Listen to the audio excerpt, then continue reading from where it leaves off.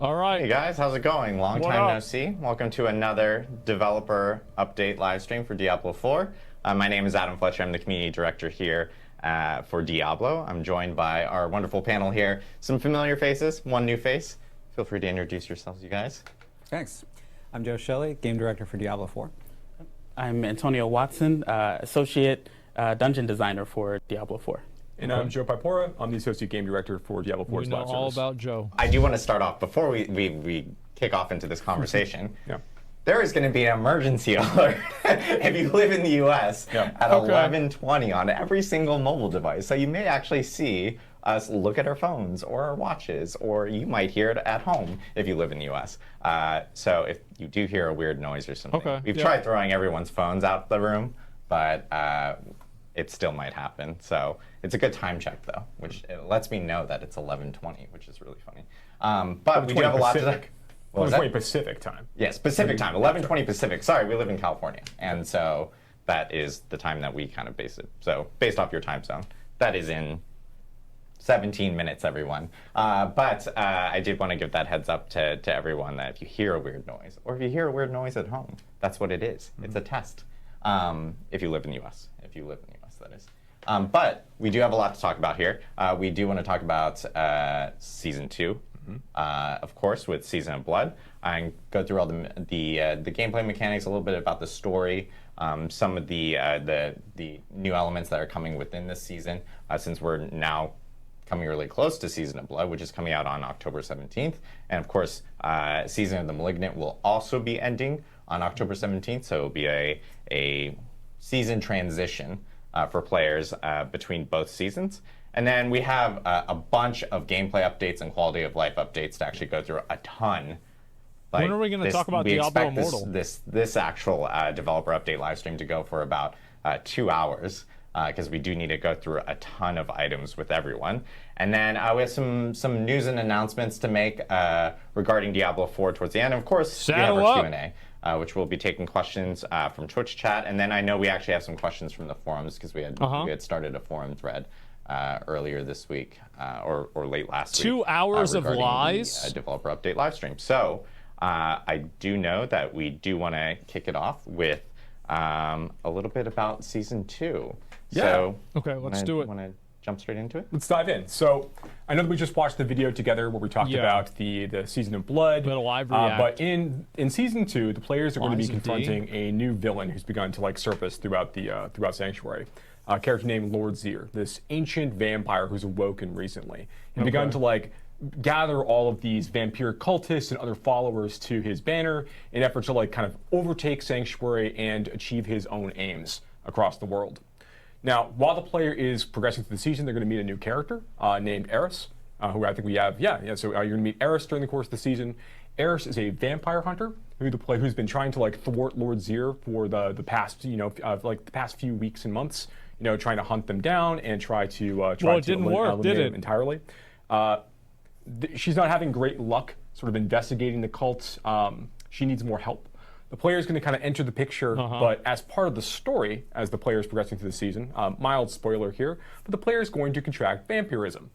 Now, but due to the strange nature of the interaction with the Lilith's blood in the player character, they're going to be able to resist some of the effects of Lord Zir's influence. Okay, so they're instead not gain really a all the vampire. those same powers without Right. those detriments that are holding back Yeah. other creatures. Okay, so they're not really a vampire. Cool. Okay, yeah, But I get it. Eris is going to be fairly nervous about this, as she's only ever seen anyone who ends up actually contracting vampirism this way end up following and serving Lord Zir in the end, Yeah, but regardless they of weren't their the main intentions characters of the game. overall, which we dig more into a little bit later on with enemies and such.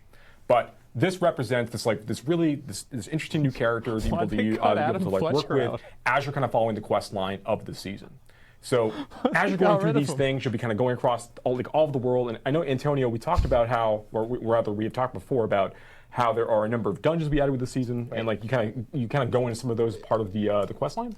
Yeah, so we have new dungeons that are part of the quest line. You can explore crypts. There's a really cool dungeon at the end when you are going to confront Zir for the final battle. And in addition to that, throughout the story, you will be revisiting some old places that are a bit different now that Zir's minions have come and Can we taken see over. it? Yeah. So I've seen, I think see we're it. seeing some of the dungeon stuff here. Yep. So the new dungeons in the quest line are pretty cool, particularly that finale that you called out, like when you're going to sort of get a chance to, once you I've been track here down before. Lord Zir with Eris and you get a chance to really confront him in his lair. You know, those are some pretty epic moments that we don't want to actually show on stream just no now. spoilers. Yeah, no spoilers for all that stuff just yet. Guys. But definitely a lot of things to look forward to. Guys. The player's going to meet other characters as well as they're progressing through the season. You know, there are other Guys. allies they kind of are going Guys. to meet. They're going to learn more about Lord Zir's plans overall, what his real intentions are for Sanctuary as all of this is going on. So that's kind of like the high level of what's happening in the world. Basically, Lord Zir and his army of vampiric cultists are trying to take everything over, and that manifests in a bunch of different ways throughout the season. But I think the first thing I really want to talk about, or the next thing I want to talk about, are the mechanics, like what you're going to be doing during the season. Let's see it. To kind of gain power and such. So we talk about the fantasy of the season is that the player is basically becoming part vampire during the course of Naturally. of the season of blood. And part of that comes down to making sure that we have cool vampiric powers Let's see for it. players to collect and use. So what we see here is our vampiric power user interface. It's the way players are going to be able to collect a lot of powers as they're progressing through the season, and then slot them into the circular UI above. So Very cool. throughout the season, players are going to be able to acquire up to 22 vampiric powers as they play. That's a lot. And these are designed such that they are, unlike in Season 1, where with Wellington Hearts, we had a lot of very class-specific hearts baked in. We tried to make sure that the vampiric powers that players collect in Season 2 are all class-agnostic in nature, so that there's just more combinations and things for players to select from and play with as they're thinking about their build. And yeah, so we have a few of these shown up right here. They come in a few different varieties in terms of the level of power of them, and each of them have a pack cost. Well, I'll be able to talk about a little bit more in just a moment. But you see these pack costs listed at the bottom. Players need to acquire a certain armor pieces that have these packs associated with them in order to fuel these.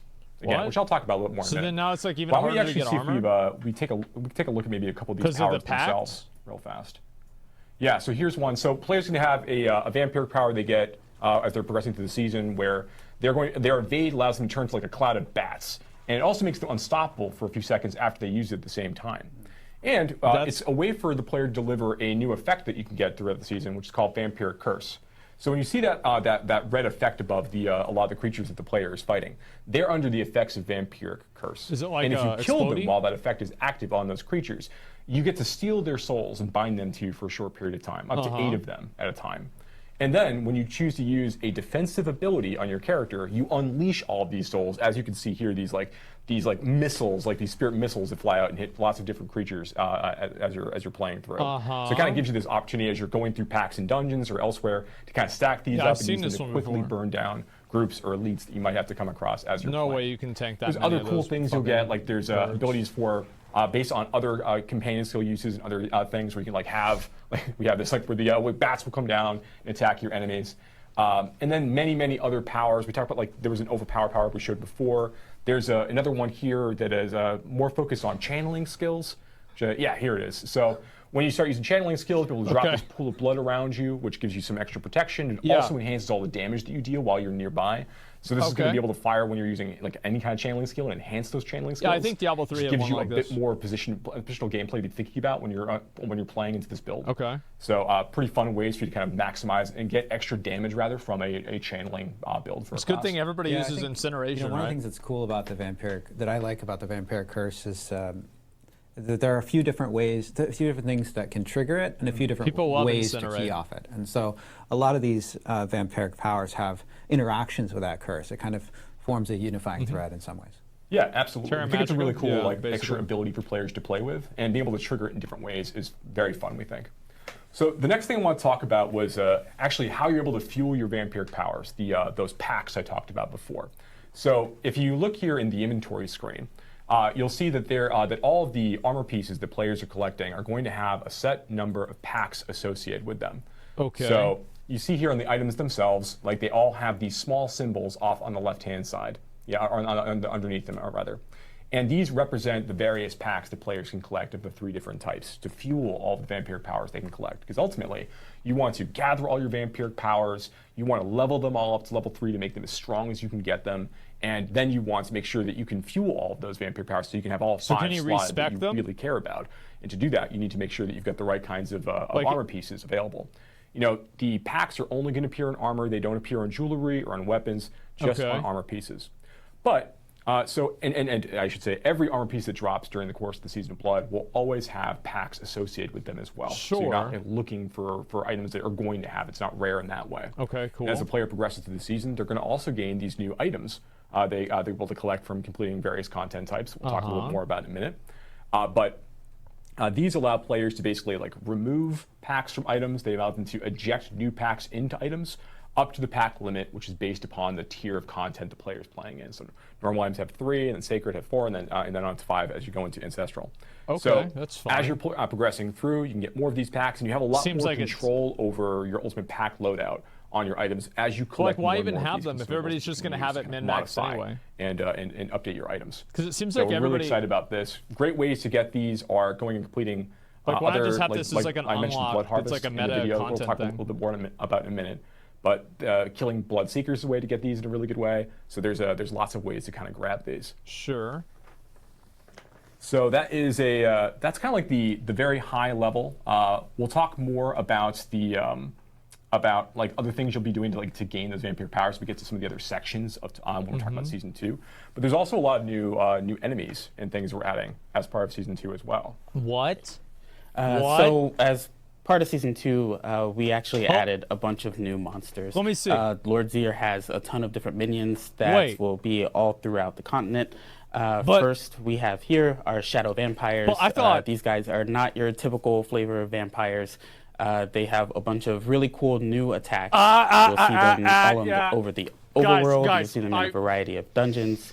That's a Paired Revenant. with these guys, we also have our blood skeletons. Oh god, that's a Revenant. These guys are kind of similar to our regular skeletons, but they also come with new attacks that allow you to have new counterplay and techniques in order to defeat them and get around them. Wait, aren't those the mages? So be prepared for that. Yeah, they have like a little more area denial baked into their kits, right? As you're fighting. Because I'm pretty sure those are the mages that teleport around. You definitely want to watch where you step, like when you're engaging with these guys. Yeah.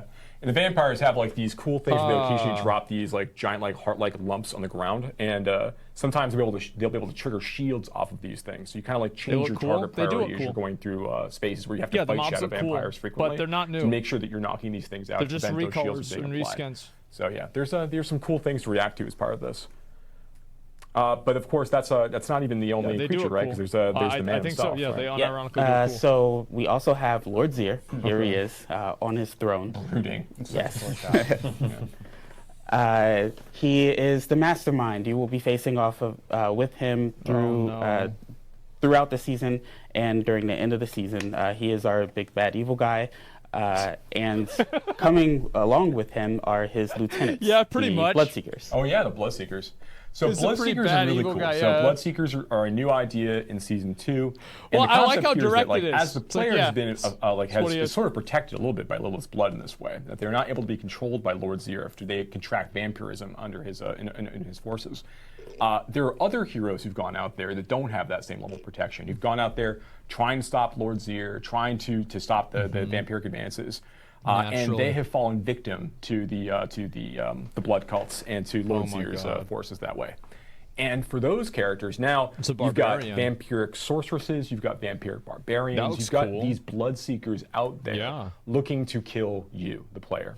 So as you're progressing through, you'll be dealing with enemy rogues, you'll be dealing with enemy druids and necromancers as you're playing, and dealing with their specific like spells and kits that we've created for the season for players to interact with. And honestly, finding Bloodseekers is great because these guys are just blood bags. You know, they drop. They have a really, really good chance to drop potent blood, and potent blood is going to be the currency that you're going to be collecting through the season. They'll be able to use to basically upgrade powers that you already have, your vampiric powers, and unlock new ones that are available through the vampiric power UI. So really, whenever you find Bloodseekers, you want to take them out because they are, first, they're pretty fun to fight. They're a little challenging, but they also have the ability to give you big upgrades for your vampiric powers. And they can jump you too, right? So like we make sure like, Bloodseekers are, you'll find them in the world, particularly like in Blood Harvest. We'll talk about that again. I keep saying we'll talk about things in a minute, but there are lots of chances to get them to fight them in Blood Harvest. But you can also find them in dungeons and stuff too, right? Yeah, so you can see them in the overworld, but they will also invade you in dungeons. So don't let them catch you slipping. They will be all over, finding you when you least expect it. Yeah. So you just, once you're passing through a dungeon, you will have a barbarian jump on you, whirlwind, all trying to slow you down, right, and causing problems. Yeah, very, very fun. So yeah, I'm glad they're adding this as part of the new season. Look, I'm glad. Then I guess the next thing is, finally it's time to talk about Blood Harvest. Okay, it's nice. So I mentioned before that Lord Zir is taking over Sanctuary, and Blood Harvest is really the way that we're representing that. Starting right at level 1, you'll find that Lord Zir's minions have taken over broad swaths of the 5 zones in Sanctuary. And it's going to be filled with like his minions out there trying to like drain the blood from a variety of different people. There's that emergency alert. Wait, why didn't I get it? Wait, does Biden not care about me? There we go. Now everyone gets to experience this together. And my phone as well. Oh, I got it. So while these events are active, or rather these activities are active, that's crazy. You'll find Lord Zir's armies like marching across Sanctuary, taking people hostage, taking them prisoner, draining them of blood. So this just activate my and just causing general havoc in these areas where there's like new propping and there's new creatures. Is that There's lots of things to do as you're kind of going through this. So what's the difference between Blood Harvest and Helltide? Sure, there's a very that's a great question.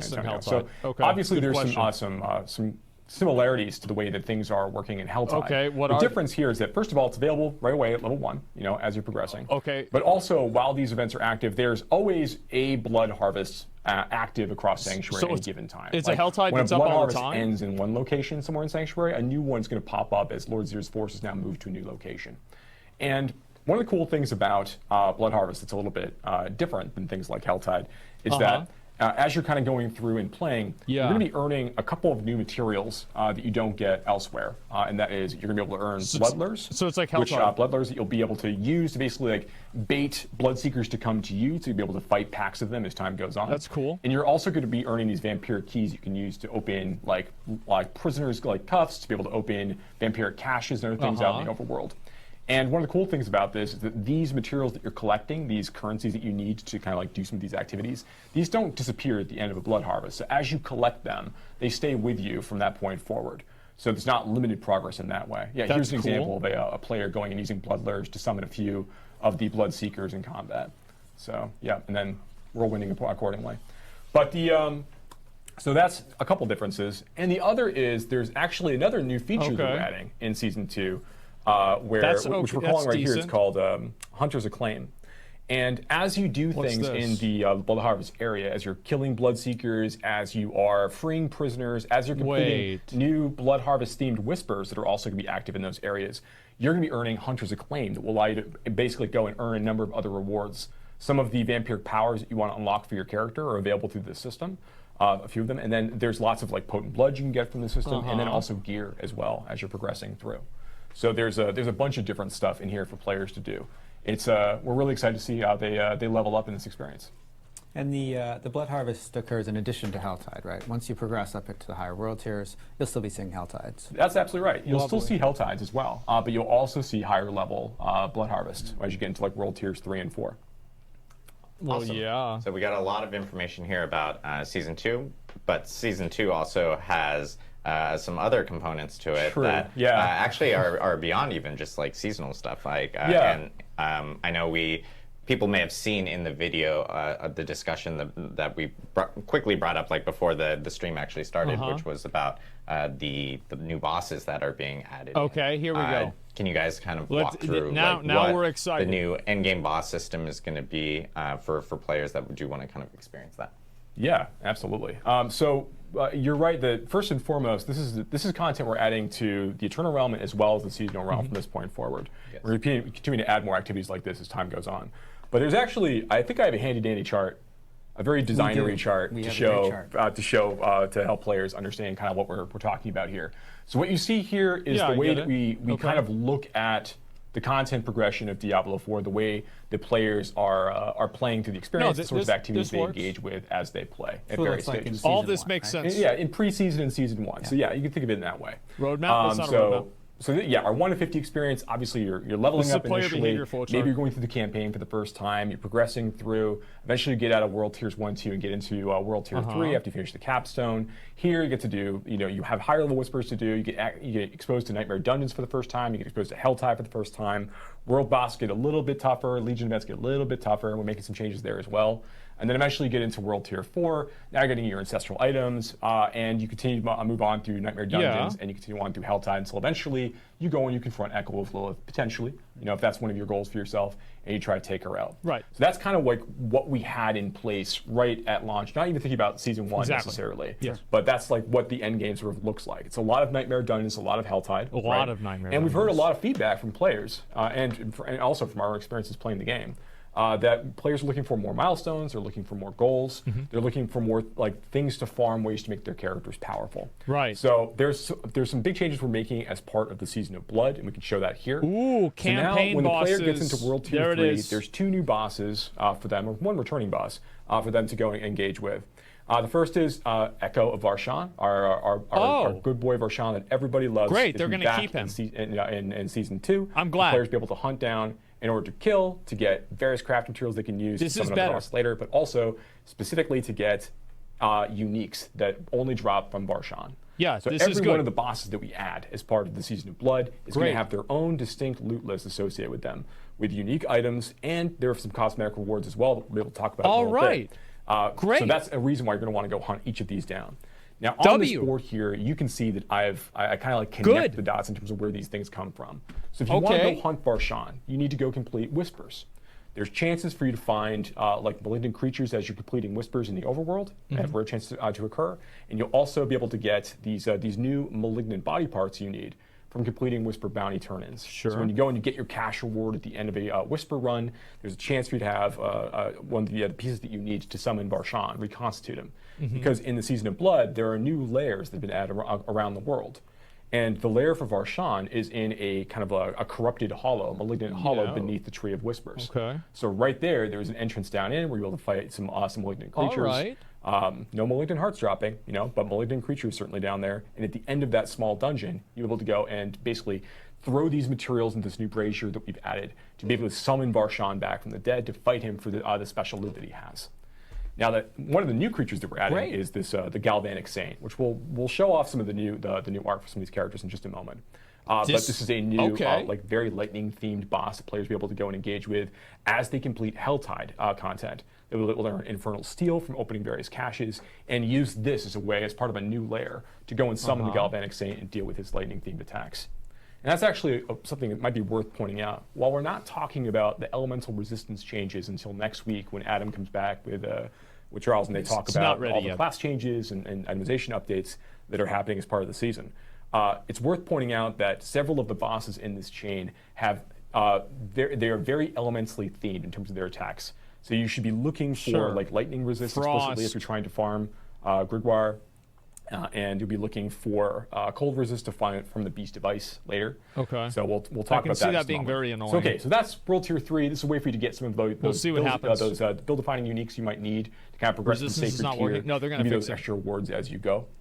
So now we're talking about World Tier 4 for a second. So you've got into World Tier 4. Echo Varshan is now still available for you to fight in World Tier 4, where he drops ancestral versions of those same unique items. And the Galvanic Saint is also available for players to fight to get ancestral versions of those unique items. So those are still there. So there's bosses to kill in Tier 3. That's good. When you kill Varshan and when you kill the Galvanic Saint in World Tier 4, they drop summoning components that you need in order to summon Duriel, King of Maggots, who is a new level 100 boss that we're adding as part of the seasonal experience, who has a chance to drop unique items as well as a low chance to drop uber unique items. So Okay. what does that mean, like, in terms, when you say uber uniques, a lot of people go like, oh, low chance, there's already a low chance, so how does that, Yeah. what does that mean for a player great. for uber uniques now with this new system? That's a great question. You will absolutely know people that have uber uniques after this goes live, and there's a way for you to farm them specifically from going after Duriel, right? It is Okay. still not a every time you kill Duriel, you're gonna get an uber unique item. They are still very rare relative to 10%. other item types.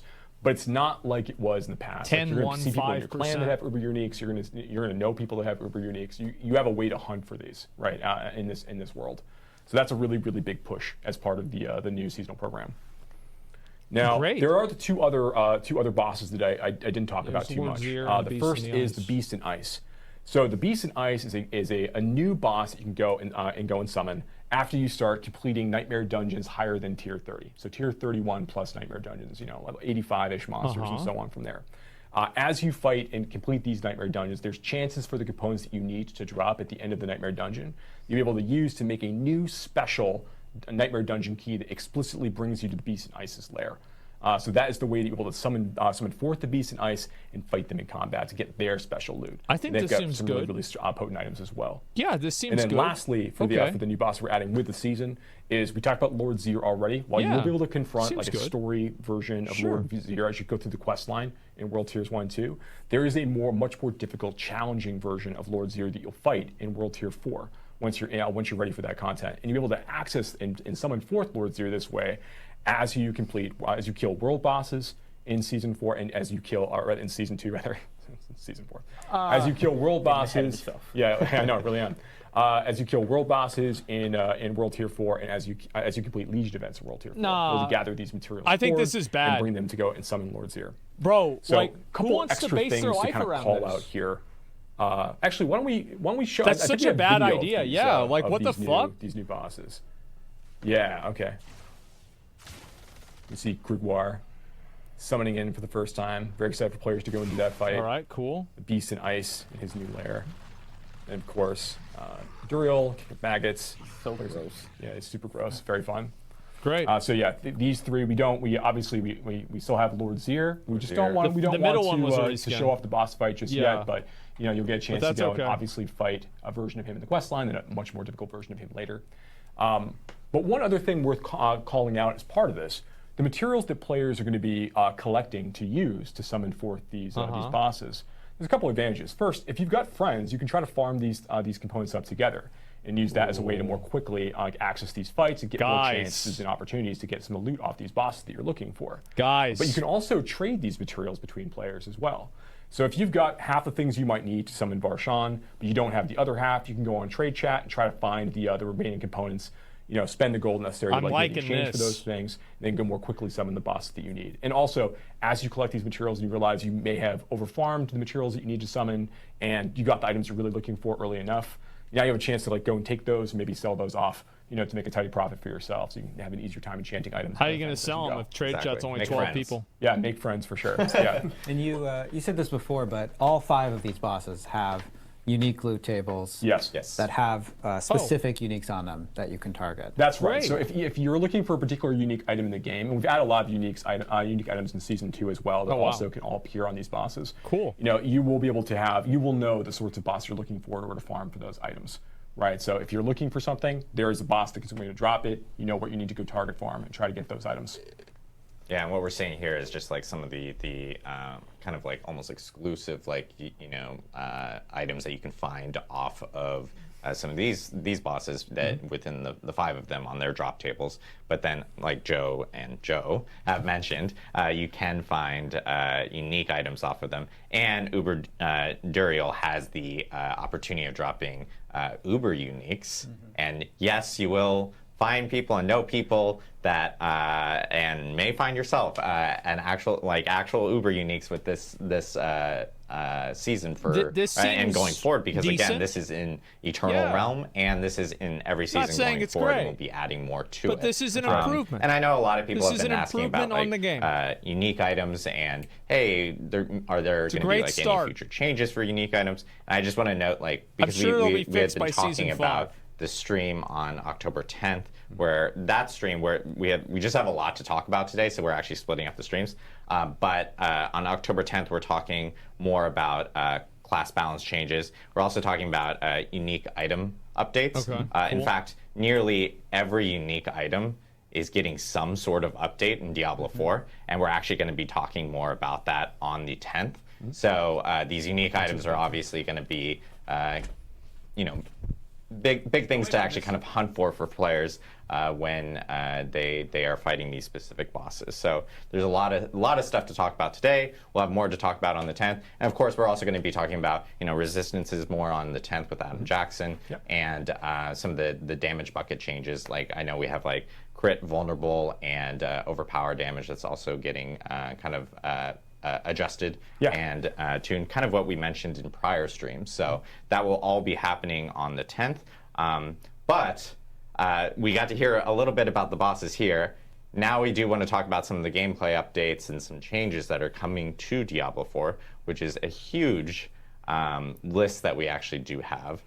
So it's going to take us be prepared. We got a lot of slides and a lot to discuss here, but we do want to kind of jump right into them so we can kind of get through all of them for sure. And a lot of this, and I do want to like preface, a lot of this is based off of things we've heard within the community feedback, and also just changes that we most definitely wanted to make to the game to make a better experience for players, especially as we were going through preseason and season 1. So, Joe, do you want to kick us off? Yeah, and so we can see I'm going to talk about Scroll of Escape here. I just wanted to mention we're seeing some of the images of some of the mount and some of those item art. Oh yeah. Those are also new cosmetics that are exclusive to that you can get They from already farming. announced this, but it's good they're doing That's it. correct. Yes, these are exclusively bosses. dropped from the various bosses that we're talking In-game, about in season 2. Yeah. I hope you don't have to Eternal and refarm the mounts every season. And these, when we say eternal and seasonal, we mean that these are going to persist. Yes. There should be like persist beyond cosmetics like in season PoE. That's correct. Yeah, these bosses aren't You going get to them go in away one at the end of season, the you have them We want to forever. add more things for players to do once they get into these World Tier 3 and 4 content tiers. There's more updates we want to make to existing content types. We'll talk about some of those things today. Yeah. But there's a lot more planned. This is sort of like the Nice. first step in like creating more interesting activities for players as they get into World Tier 4, especially as they're thinking about level 100, especially making sure there's more fun things for players to do and engage in. More for an endgame. Yeah. All right, let's talk about Scrolls of Escape. It's been a little while coming, but Scrolls of Escape will now be consumed automatically if you disconnect while you're in combat. Good. Because this is a consumable item, we feel pretty good about the case where people are, and disconnecting on purpose. You're still going to consume that item, so we feel pretty good about this change. And it always sucks to die to a disconnect in hardcore. Never fun. Incenses, which are the party-wide version of elixirs, of course, will now grant That's a bonus good. I to never experience, use these. and they will persist through death, so they'll be more useful. Good. Now this is a big one. We have a bunch of different experience changes that we're going to go over here. You're going to see a few different references to different experience changes. One of the things, and if you're playing Season 1, you'll notice that we did make some adjustments to experience in Season 1 as well. You sure did. That's sort of, all this is sort of coming together with some changes to how experience is calculated in terms of which things are multiplicative. So the way this will work is, in general, you've got different kinds of experience bonuses. So you've got maybe a bonus from incenses that we just added, for example. You've got other experience bonuses maybe from seasonal blessings. These are going to add together in a bucket and then be multiplicative with your World Tier bonus. This means that these experience bonuses will be much more impactful in Season 2 than they were in Season 1. In fact, cumulatively, as I said, there are a number of different experience bonuses here. And cumulatively, your time, compared to Season 1, your time to get to level 100 is going to be 40% faster. Yep, about 40% faster to reach level 100 than it was in two. Season 1. Yeah, in Season 2. This is, wow. Why would we do that? Holy shit, that's fast. We found that Season 2 is really about, we just talked about all of the boss changes that add more content to do as you're leveling up. We also want players to be able to get to level 100. It's a goal that many players set for themselves, and it should be an achievable goal. And so in Season 1, we saw that there were some players who were getting frustrated.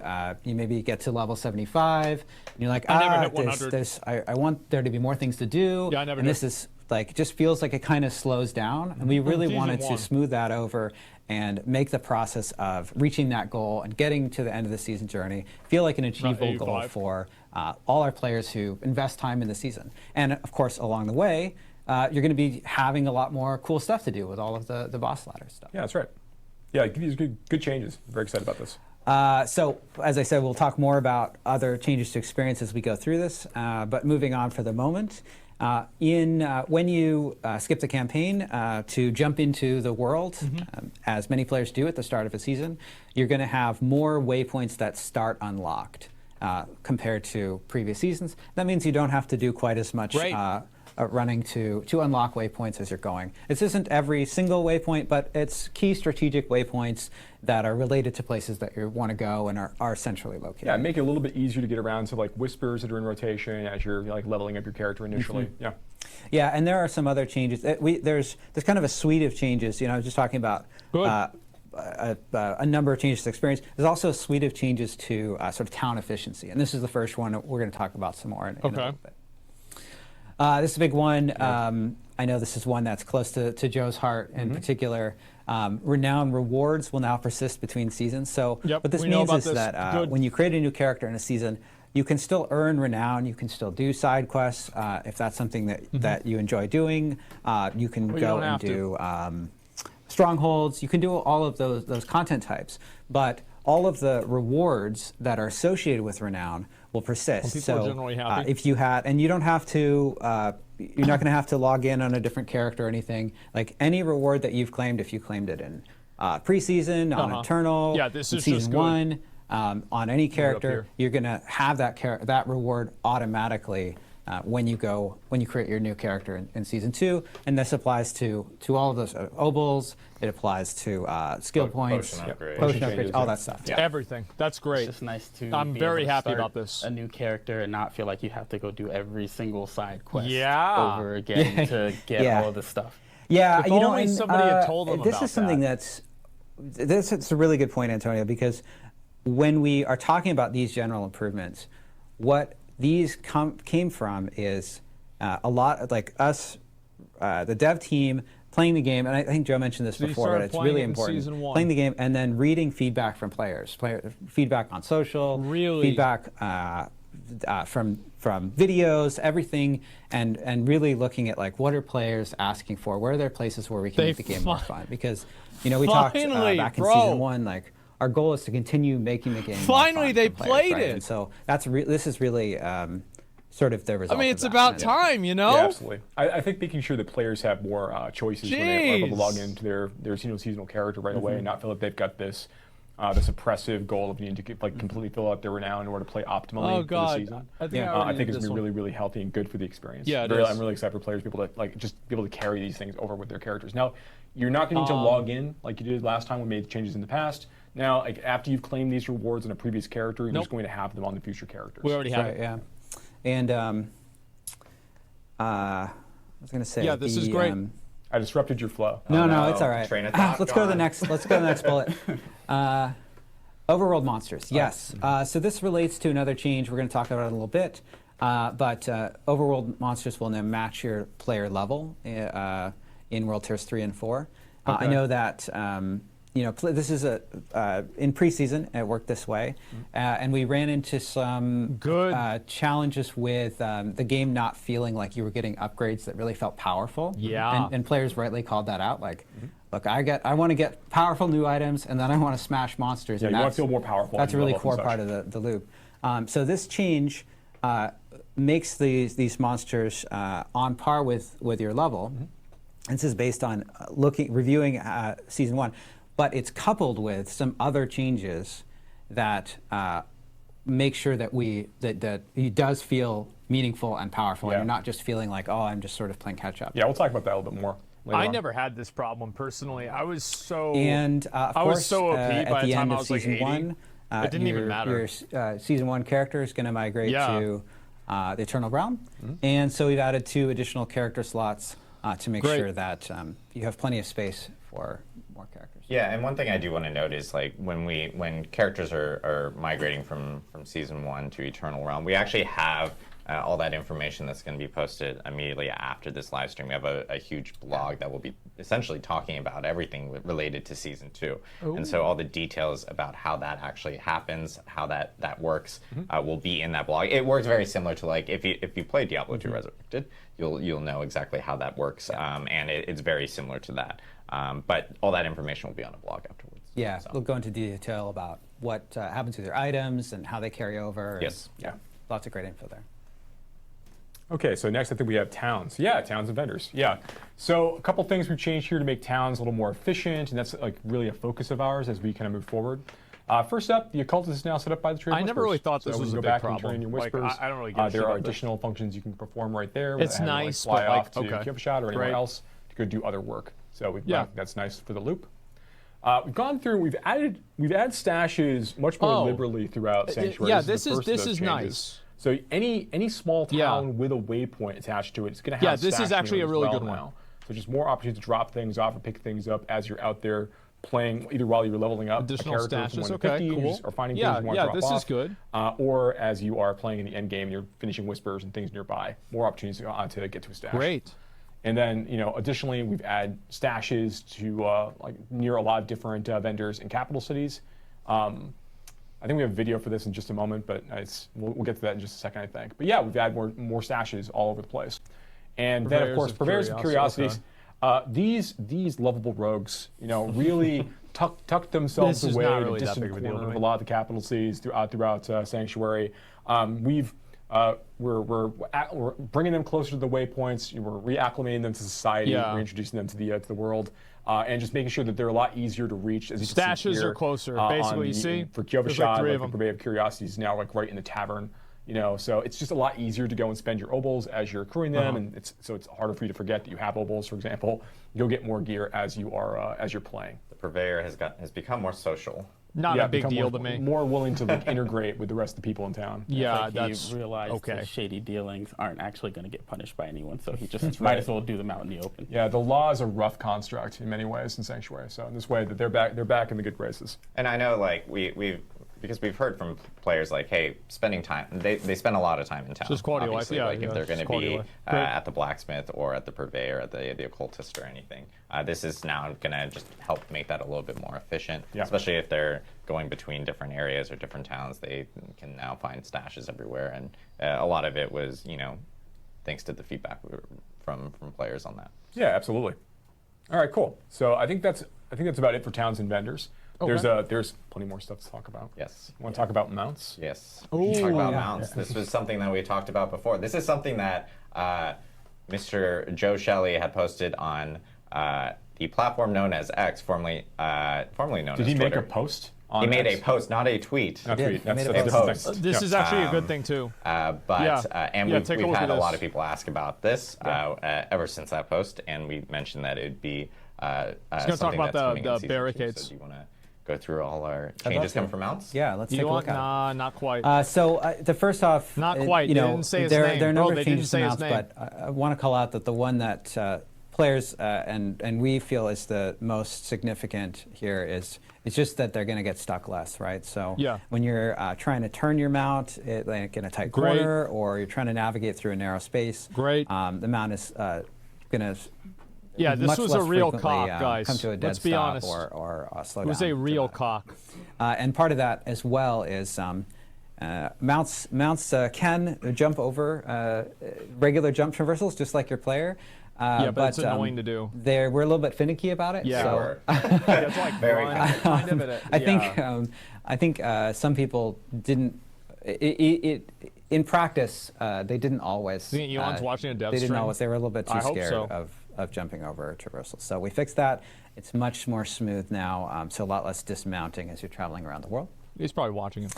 We also increased the base movement speed of mounts. This means that traveling on your mount in town, for example, will be faster. Okay. We didn't Great. increase the top speed of the boost, so the maximum boost speed is still the same, but Okay. your base movement speed unboosted is going to be 14% faster. Great.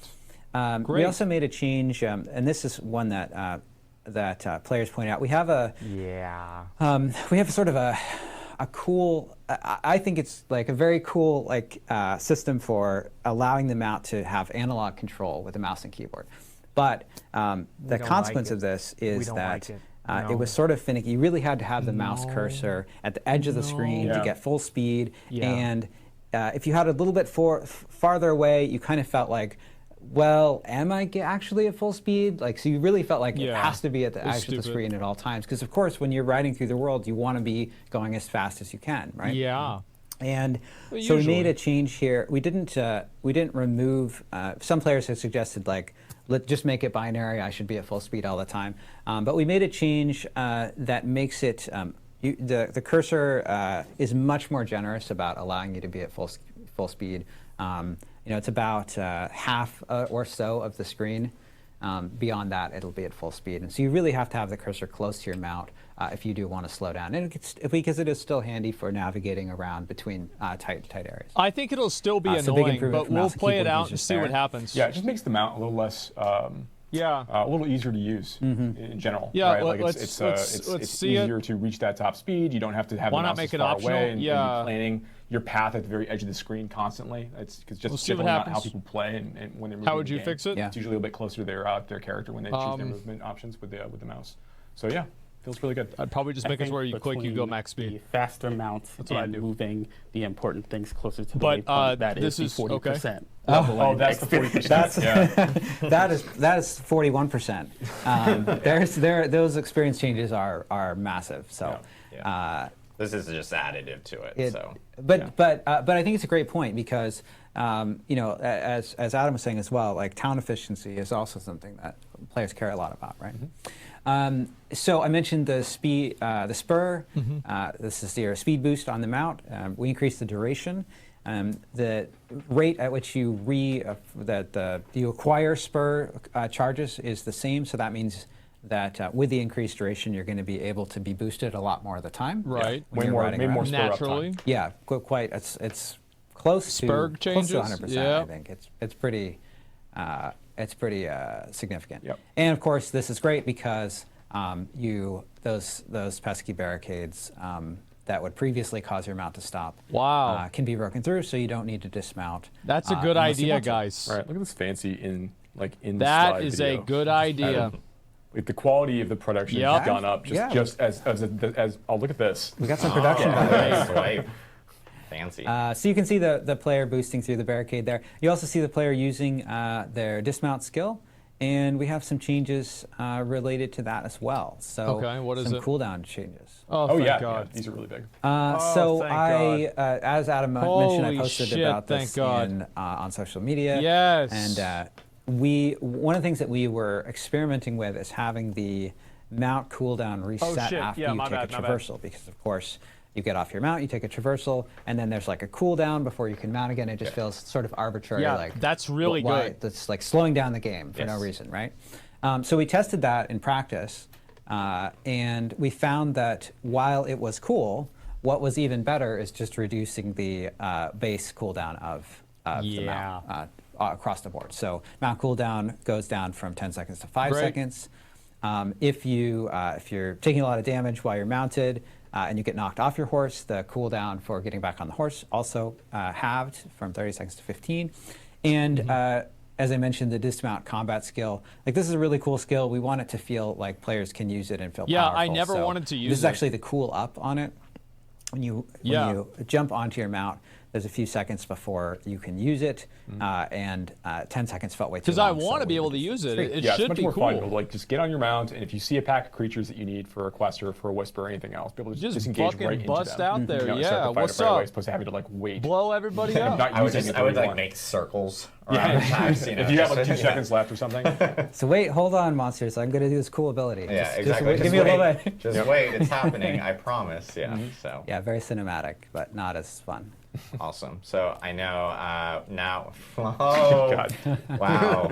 Okay, we have production behind the scenes, by the way, guys. Yeah, honestly. they're just smiling back there as they make these like crazy swipes between transitions. But we are now going to talk about some changes coming for Nightmare Dungeons. Okay. Oh, yes. Okay. Here we Yes. go. So we, Antonio, I know, can kind Let's see it. take us through all our changes here. Please, Finally, man. this is what I'm here for. This is the moment. This is this is Antonio, what I this work on. So Yes. Yes. yeah, we have They've already tons of announced changes this, for but yes. Nightmare Dungeons coming this season. The very first you. big change that we have is teleporting to a Nightmare Dungeon from the map will take the players directly inside the dungeon Yes. instead of to the dungeon entrance. This will cut down on having the double Loading load screens, screens yep. when you just want to go and play These transitions. more, like grind more Nightmare Dungeons and get your Paragon points Naturally. up. I think this is a pretty, this will be a pretty popular change. I think this is something that people have wanted Yeah, for a while, it's ever since we great. first implemented teleporting to Nightmare Dungeons. Yeah, getting rid of this Awesome. extra load screen, I think, is going to be a huge I win always thought it was a for me. conspiracy So to I'm make you supportive. see the advertisements for the cosmetics 2 times because you had to see 2 loading screens. Okay, and it's funny enough. Yeah, I heard that from somebody, and I'm like, wait What a is our minute. stream software thing that we use? vMix. People are claiming we're doing this in PowerPoint.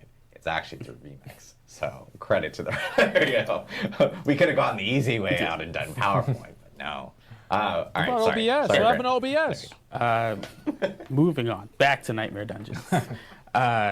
So our dungeon events have more monster density now. And also, more importantly, in higher world tiers, your NPCs will no longer get one shot. So they will not be completely useless, or the events Yeah. will be hopeless Thank when you're you. trying to defend Great. someone from an onslaught of monsters. Yeah, in general, I think this is Awesome. going to be great for just increasing This the is a big perceived W. efficiency of dungeon events across the board. This gonna Right, be big right. W. It's pretty like, my friends and I are like, oh, okay, Mm-hmm. well, your friends and you are going to be okay. Like, I'm just going to leave. Yeah, All right. we're looking at dungeon events a Mob lot density? just between the seasons and Yeah, player dungeon feedback events to should make be sure fun. that they're fun to play and people want to engage with them. They're only fun and this on a is kind of Necromancer, one of those 'cause you things can that go we AFK. saw. We're like, yeah, we could do this. Yeah. Yeah. So next we have traps. In our dungeons, the overall readability has been improved, Really? and the crowd control on the player has been reduced. Look at Great. that slow motion. Slow motion action shot. So it will be easier to see these, and more importantly, when you do get hit by them, you are not CC'd long enough to where you will just instantly die all the time. Okay, great. Yeah, and I want to call this out so players. I want to make sure players are not confused about this. We're not just talking about CC on the traps, traps. right? Right, Say all right. of We're them. talking about just CC across the board Yeah. from monsters. Just in general, 'cause like this is overall. your CC time will be decreased. Yeah. So if I get, I'm glad they finally if I get played stunned this, by a man. vampire knight, I'm going to spend less time CC. Yeah, Right, Yeah. right. Less time CC'd Yeah, and finally, less time man. going back Finally. and restarting the Nightmare Dungeon because you died. Right. take away And your this is Necro really autoplay. I'm gonna play valuable Sork with next increased season. density, of course, because Doesn't matter. there are more monsters on screen. Exactly, exactly. Yeah, there's a pretty extensive amount of changes coming for CC. So Yeah, I've already when- decided. When players get a chance to check out the patch notes and everything, they'll Great. see the full run through of all the changes that are coming up for CC. Yeah, very cool. All right. Instant what else we replay got? quality footage. Yeah, I do love this. I version. can't get enough of it. Yep. Oh, fragments. Interesting. I wonder what those are. And also, our Paragon glyph experience it's has his been first time increased. on the show, like- this sort of falls This in whatever. line with like the 40% let's see faster here. leveling Good. to 100. You Just also will good. get your Paragon glyph leveled a bit Great. faster, so that as you are leveling doing up, fine. Yeah, he's doing fine. your Paragon scales effectively with it, and you Love can feel Antonio, more don't we, powerful guys? faster. Yeah. It's like the other guy from last time they brought on was also really good. That's it, though, right? Oh no, wait. There's a whole other Oh, section. No, thank there's fucking more God. stuff. Oh, okay. Well then, sure. You can't Talk have about Nightmare Dungeons without the afflictions. That's Yo, right. y'all didn't Talk see about this. afflictions. Let me move So it. we This is have big dick. a number of changes to some of our afflictions. Look. We are constantly like looking at Look, these look, and evaluating player feedback. The first one up that I have to talk about is backstabbers. So what it used to be was That's when really good. a monster 150% damage. Used to be attacked you 150% from damage. behind, it just did a set increase in damage, huge. which led to a lot of cases where players were getting one shot. Right? Like Whirlwind Barbarian. So we changed this so that the close monsters attacks from behind will now cause you to become vulnerable, and then that vulnerable damage that you take is increased on a scaling metric. So the higher the dungeon tier, the more damage that you will take. I could see that could this be gives you a little bit more problematic, but the opportunity first part I to like. have a bit of counterplay. It's not just all of a sudden like you're dead. this is smart. You can play around this. You can react to it. If you manage to make a mistake, it's not the end of the world. You can strategize and pivot so that you But still breaks the don't key? end up I don't think so. immediately dying. Yeah, I mean, just that vulnerable condition there does give you that opportunity to sort of see, like, actually, look, yeah, my health globe is cracked now. Yeah, okay, I need to be more careful as I'm getting hit, because creatures can do a lot more damage to me while I'm in this state. Right, right. Yeah. Okay, next. For monster critical resist, now the monster attacks reduce the damage of your critical strikes for 3 seconds, and then this also scales by the dungeon tier. So now once again, like if this happens to you, you have the opportunity to play around it, and it's not just completely nerfing your damage the entire time. This is Yeah, fun. I mean, people would avoid this one, this affliction particularly, because it was a massive reduction in damage overall, because no, you didn't have any this is control over fine. it either, right? Right, right. And just in general, what we want to avoid are afflictions that are instant It is a melee salvage, nerf, yeah. Right? We don't want you to like look at your sigils and say, oh, I don't want to play that, and then just toss it every single time you see it. So this is sort of like a greater effort to make this a bit more about fun. that stupid so little you see it and know snowflake? that like it's going to be more difficult, Why don't but you just not get rid of it? unplayable. Right. Take it out of the fucking game. Death Pulse. So we made some changes to Death Pulse. Now we prevent the Death Pulses from monsters that already have death explosions, like the Lunatics.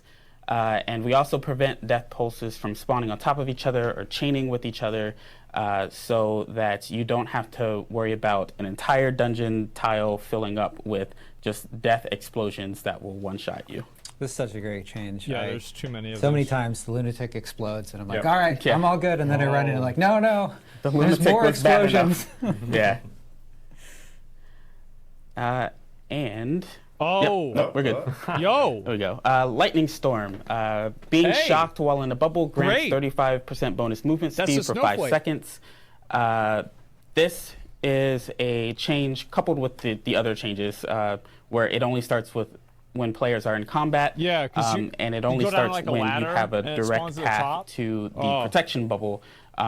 These holistic changes were basically implemented to make sure that Lightning Storm doesn't slow down your Nightmare Dungeon exploration. Yeah, this is what we were good. seeing a lot was players wanted to get through the Nightmare Dungeons Mm-hmm. quickly, but when they had Lightning Storm, they had to like stop, run backwards, go hide in a bubble, wait, then make up that lost time, stop, go backwards. Yep. Yeah, it's So fucking the annoying. movement speed bonus helps a ton because it helps you make up that lost time faster. Yeah, and you can AFK. And then these other two changes mostly focus on some of the more egregious examples where like a traversal is in between you and the bubble and you can't get Mm-hmm. Yeah. to it in time, Yeah. or for some reason it's just a little too far behind you and it's difficult to get to.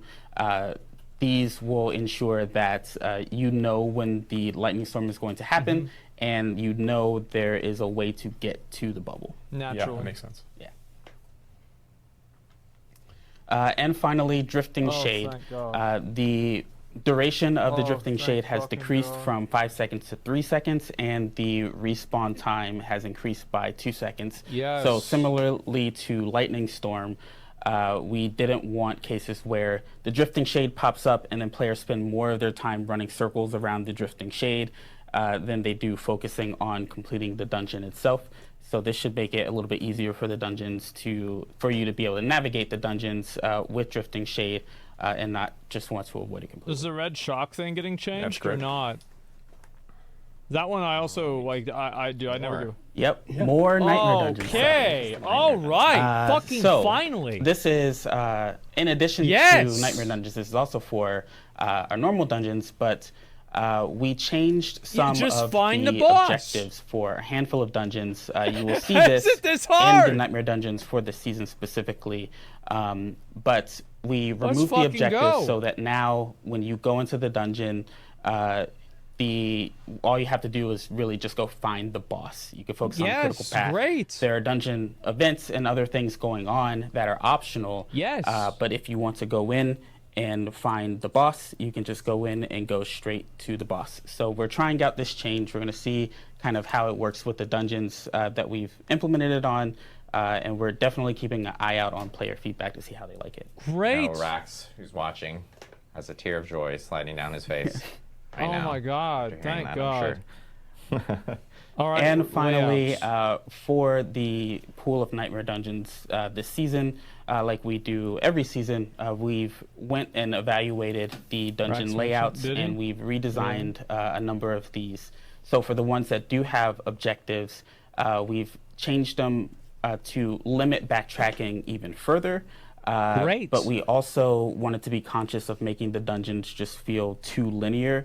So we found a good balance where the player can engage in the objectives and the content without having to spend so much time running back and forth, which also contributes to the 40% increase to get to level 100.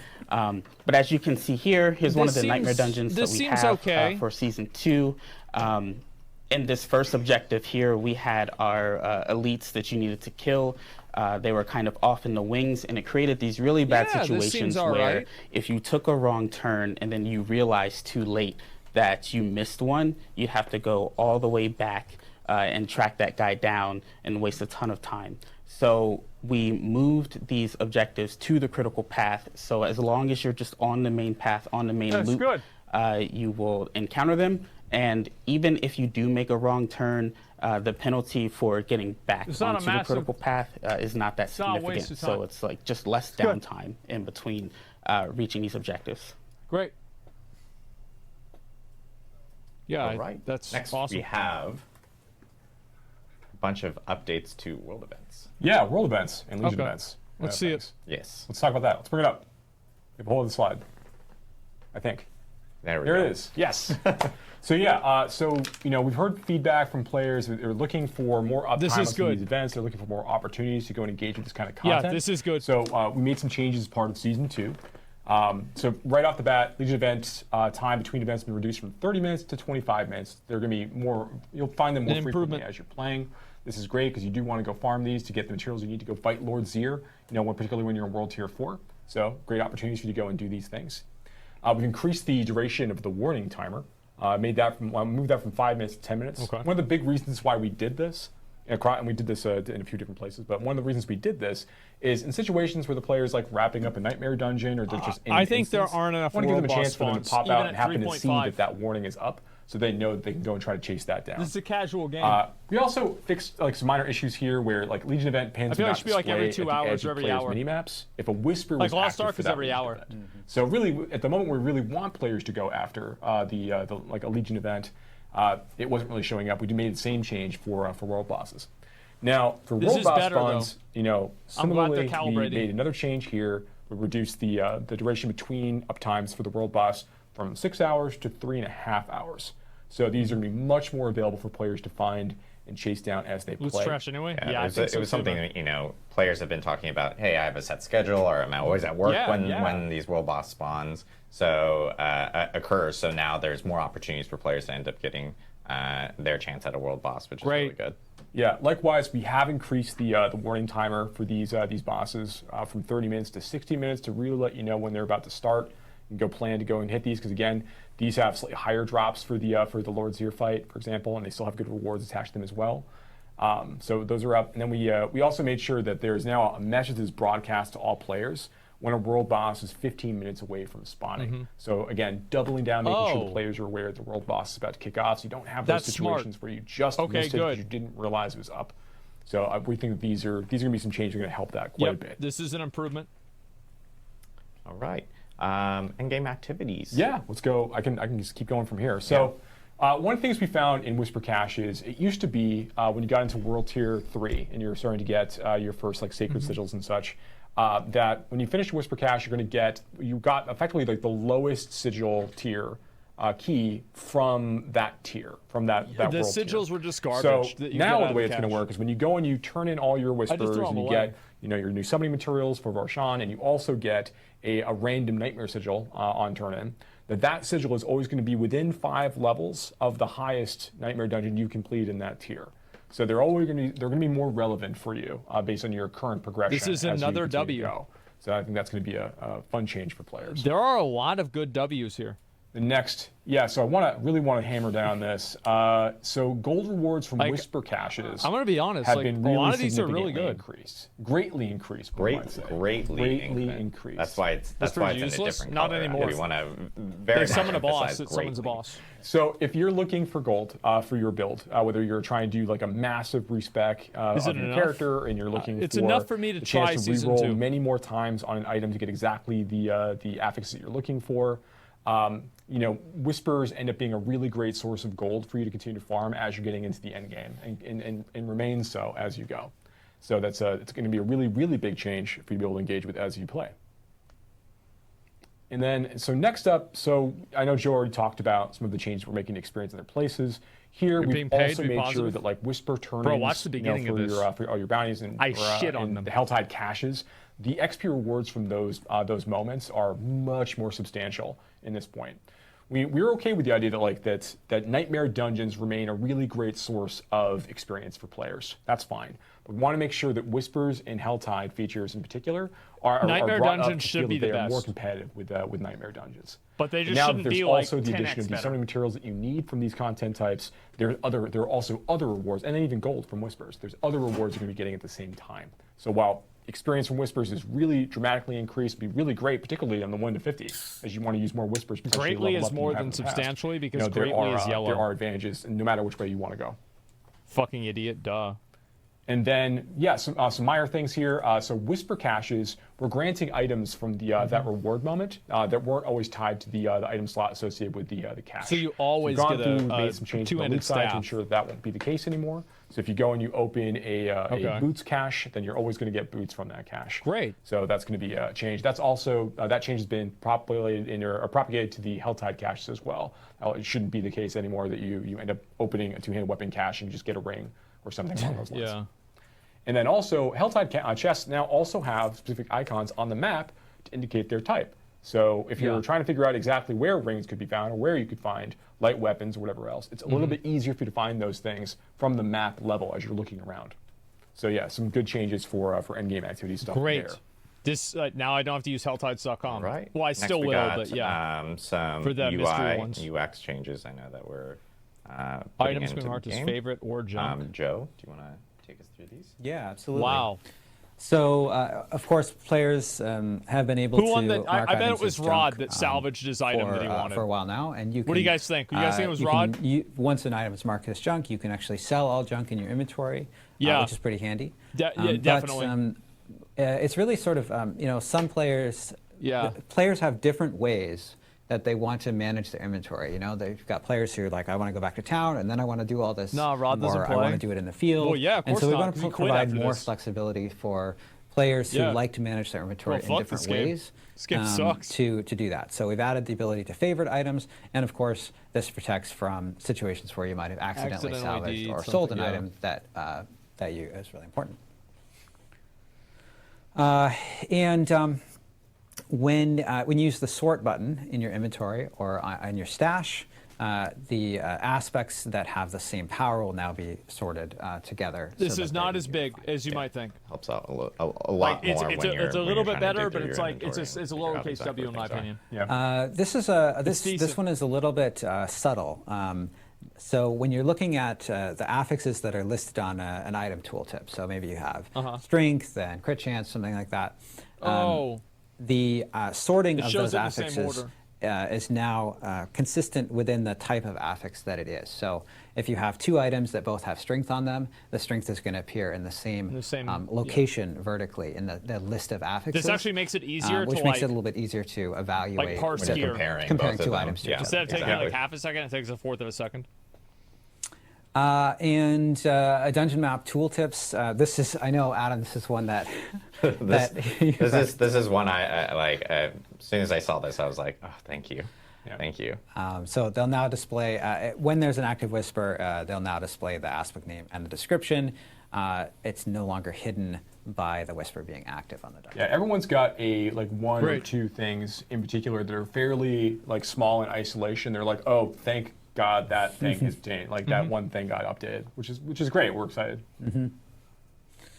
And of course, this is a really We already cool knew one. about this, but this you is can now good. search and filter your stash.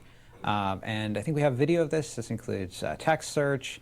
You've got a bunch of different filters down Oh my there. You can God. filter by item type, Oh my item rarity. God. You can filter by There it secret is. and ancestral items. And then you can see there at the They bottom did we've it. got a text box. So you can search for keywords and other text on the item. And this searches across They all your finally stash found tabs, the too. text. So if you take a look at the top there, you can been a see long that time, guys. well, it's a little bit hidden by the tooltip right now, but but you can see that there are 4 items in this tab Great. that have that fill the criteria, and This is none good. in the This other is- tab. this Or in is this good. case, I'm there are happy about 3 in this. that tab. I'm memeing, but I am They're happy highlighted, about this. so make it easier for players to search through and find items in their stash. Yeah, another hotly requested item from players Absolutely. as well. A lot of our UI UX updates in general are, fueled by feedback that we've received either through social media or on our forums. Absolutely. Yeah. Good. Big good. We have some more. Players that want to hide identifying information, like character names or BattleNet tags, Great. for other players, can now find these settings in the social options. Lovely. That's right, streamers. You got streamer mode. Oh, good. And this is a one that we've seen Thank a you. lot of feedback on. Players want to be able to hide vulnerable, the status effect texts. so Yes. vulnerable, dodge, fortified.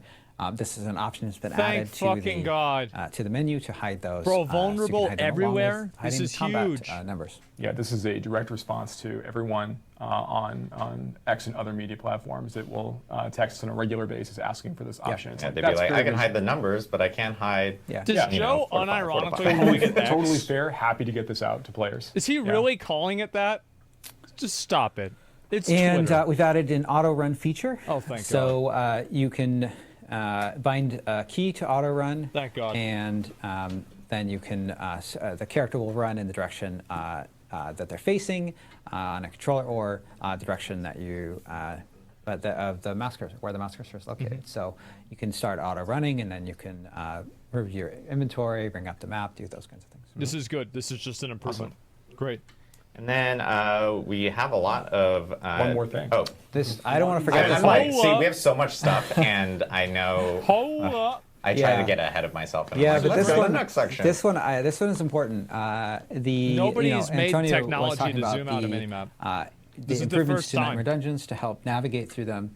This change to the minimap significantly This is gonna zooms change out, gaming. the base zoom level of the minimap, and this will really help players navigate through towns, navigate through some areas of the world that are sort of more dense in terms of terrain and Zoom out the character too? obstructions. Yeah, true. And navigate in dungeons. This means that when you're in a dungeon, you can see, You see, like, yeah, if you're going to a more dead end of or the dungeon layout that's near your player on the minimap than you could before. Yeah, if you're approaching a fork in the overworld, you're not sure which way leads back to the main trail. Like this is definitely a huge benefit for players. Yeah. And I know now I can get ahead of myself here. We go have a ahead. lot of updates regarding items as well Yes. that we do want to Yeah. kind of go over. So, Mr. Joey P. Oh yeah, sure. Happy to talk about some things. So yeah, we made a few changes. I know that some things we've already talked about a bit before, right? But here, gems no longer drop directly as rewards. Now players can be earning these new gem shards, these fragments materials they can use at the jeweler to craft their own gems. So basically, as you're wandering through the world and you're killing monsters, you're opening chests, you're gonna be dropping these fragments as you play, and rather than having like individual items that go into your inventory. These shards are going to go Great. into your materials This is an tab, improvement. And then as you want to create gems, you can go back to on the my- jeweler. yeah, you of can course. spend those fragments to create gems rather that will go into your inventory that you can then slot on items the way that you like. Mm-hmm. So it basically takes all of those gems that have been randomly appearing from completing events and opening chests, out of your inventory and gives Big you the good. option as the player to choose Big when good. you want to go and create gems that you need for your items. And just to make sure people are aware, like, of course, when you do create a gem, it does then appear in your inventory, which then allows you to then, Yeah. of course, sock it into an item. But now you won't be finding all those You're not gems gonna fill up out your in the inventory, world which is really that the will problem. Fill up your Okay, which is inventory. that- Those that's will just fine. appear as materials now. This is That's fine. right. Within your materials tabs. And you'll also be able to salvage those gems that you do Yes. create, Correct. and then use those materials to go and create better gems. So yeah, big changes there. It frees up a lot of inventory space. Feels good. Enchantment cost been updated. What a strange single line, What a right? very general So line. the ultimate Updated. the ultimate thing here that I What want does to cut this to is mean? enchantment costs overall have been reduced. Oh, but okay. the way that works out Great. is that your initial enchant cost is going to be a little bit higher than it is currently for your first enchant, the first time that you do it. And then the progression of the cost of that, of re-enchanting that item, is going to go up much more slowly over time, and it's not going to spike quite as quickly. So players overall it's going to be a little bit less expensive for players to go and try to re-roll items to their heart's content to find things they're looking for. I think they should You know, still and keep the this first reroll partnered lower. with the changes that we made to Whisper Bounty cash turn-ins. That We way get, it's like you just take your way shot. more gold You know what I from mean? at those Greatly moments. increased. Greatly, significantly increased in those situations are going to help But those this is defer a this lot is of those better. costs for players if you don't end up using a lot of that Yeah, gold it's a to go and trade lowercase and do other W. things instead. Not a capital. Yeah, big changes there.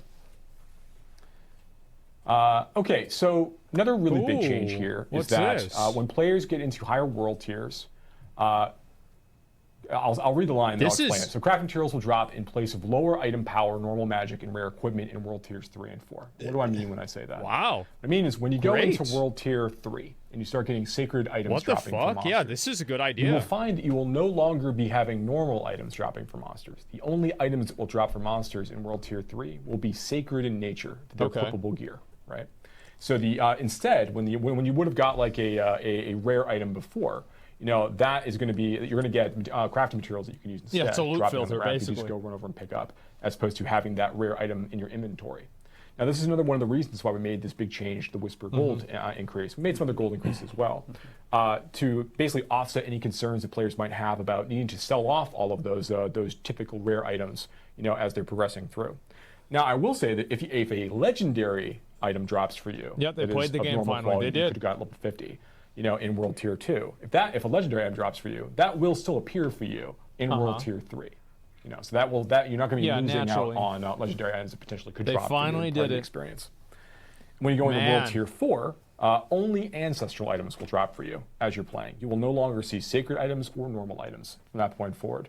Once again, legendary and unique items in that case of sacred nature or normal nature will still continue to appear for you as you continue to play. But Yes. you know, for the most part, getting Yes. a ton of these items out of your inventory. Thank is fucking part of this God. change. Yeah, it's this Yes. and the gems changes are going to help out There a it lot is. with inventory management for players. I'm happy. And ensure that they're focusing on like the items that they're really going to want, and then of course getting the is benefit a of getting big all the dub. materials now from the items big that dub. we're dropping beforehand. They'll just now be materials that will be in their materials tab. Yeah, absolutely. So yeah, that's not even the end of the big changes we have planned. So Oh, shit, okay. so another thing we're doing as part of season 2, and again, this is on the Eternal Realm and also in the seasonal realm, is that when you start to go into World Tier 3 and 4, items that are dropping for you are going to get more powerful based on the monster level that you're fighting. You know, this is in response to all of the item this changes we're making capping in at response to player 800? feedback we've been Or receiving what? since preseason and season 1. Season 2 represents the first really great opportunity that we've had to spend a good amount of time kind of responding to this feedback, getting things tested, getting things into the game. So we're really excited to offer things like this. But you know, there's situations where players will get into World Tier 3. You know, they'll finish Yeah. off a lot of the gear that they need inside Sacred Tier fairly early. You know, 50, 55, 56. You know, they start getting ready to make the transition potentially early into World Tier 4 to get into their ancestral Yeah. tier, and then that can end up in a situation where by the time that you are level 65, 68, 70, you've kind of collected all the ancestral gear that you can get, minus uniques you might still be hunting for. You Yeah. know, once you get into that tier, but you might have already got all Yeah, of you the hit the gear that you're plateau. looking for, particularly eye power wise, as you're progressing through. Now the way that we've changed things is that starting in Sacred Tier, I guess we'll talk about Sacred Tier first. So if you fight a level 55 monster, you'll have the typical Sacred eye power range when you're fighting that creature. When Right. you fight a level 56 creature, the eye power minimum and maximum of that range increases by 2. So Can we get every a number? monster level from that point forward, the eye power of the potential output of that item is higher as a result of that, to encourage players to want to go and try to fight higher, more difficult, higher level, more difficult Let's get a creatures range. as they're progressing through the game. Can we get some numbers? When we talked before about the monster trailing change that we made, the monster level trailing change we made earlier let's get a in the graph. presentation today.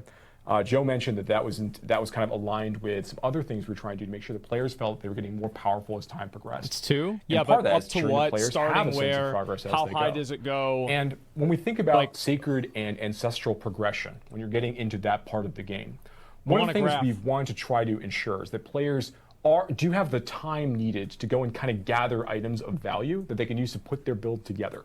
But we don't want the player to feel like in an effort to hit that solution, the feeling of not feeling and not getting any real progress past level 70 in this case, if you're getting into your ancestral gear fairly early, that's not worth the cost of making sure that you've got your time to get your things together. So instead, we want to make sure that you have hit the plateau opportunities too for upgrades fast as time goes on, right? So He's in right World about Tier this. 4, starting at level 75, you'll have the typical range, but then that continues to go up by 2, for every monster level above that, so, going up pretty high. Once you get to level 100, now you're dealing with ancestral items of high power higher level potential of monsters, 920 at that point. And that's just at level 100. Nightmare Dungeon 100 is like Once you start fighting 154 higher or level something. monsters than level 100, when you're fighting like level 101 monsters, okay. level 102 monsters, the minimum range of the item output goes up by 1 for every monster level from that point forward. 50 So you'll get to a plus? point where you're fighting level 150 creatures and such, that the eye power range of that item, 125 monsters and such, the eye power ranges of those items are effectively like on par. Like they are, it's like 920 to 920 is like the end result long term as you go deeper and deeper into the system. Did you say So you start to 920? shrink down that window. Yeah, you slowly shrink down that window so that What as you're the getting fuck? drops for yourself in the world and in Nightmare Dungeons and other content Holy types, shit! It's much more likely to get the max out eye power rolls that you're looking for. Now, one change we did make as part of this is we didn't change the ranges on affixes that are attached to these. So the change that we're talking about here is getting you more weapon damage on your weapons, more armor value on your armor pieces, Right. and more of the inherent resistance, which is so much more important now in season 2 than it was in the Great. past, attached to your jewelry. So that will continue to grow as you get more eye power for these gear pieces. So now this is naturally going to push players to fight more difficult monsters, and we want that. We think that's fun, right? But that's not. We want to make sure that other content pieces also provide the opportunity for meaningful rewards as well. So one other change that we made here for Whispers, for example, is that the caches that you get at the end of a Whisper turn-in, the rewards for that are actually 10 eye power better. Which should say that they're 5 monster levels higher than what you This is normally good because the get. caches, like, Usually yeah, the who does rewards you get Whispers? from these caches are based on your character level at the moment that you turn these things in, based on the world tier that you're in. Now there's an offset, so you get additional item power value from the items that you would get from that cache normally. And then, in addition to that, the upgrade caches, the legendary caches that can occasionally appear when you're turning in your Whispers, those are going to give you 20 eye power above what your level is at that moment. Meaning these end up being compelling ways for players to want to go and try to collect rewards from engaging with these systems. Again, while they're earning tons of gold, and also while they are getting materials they need to go and summon the Echo of Varshan in World Tiers 3 and 4.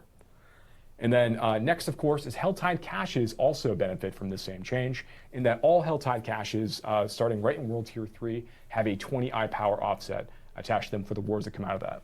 Now, a question that might get asked is, does that mean that that eye power value is going to go above the cap of what Sacred or Ancestral would normally provide? And the answer is no.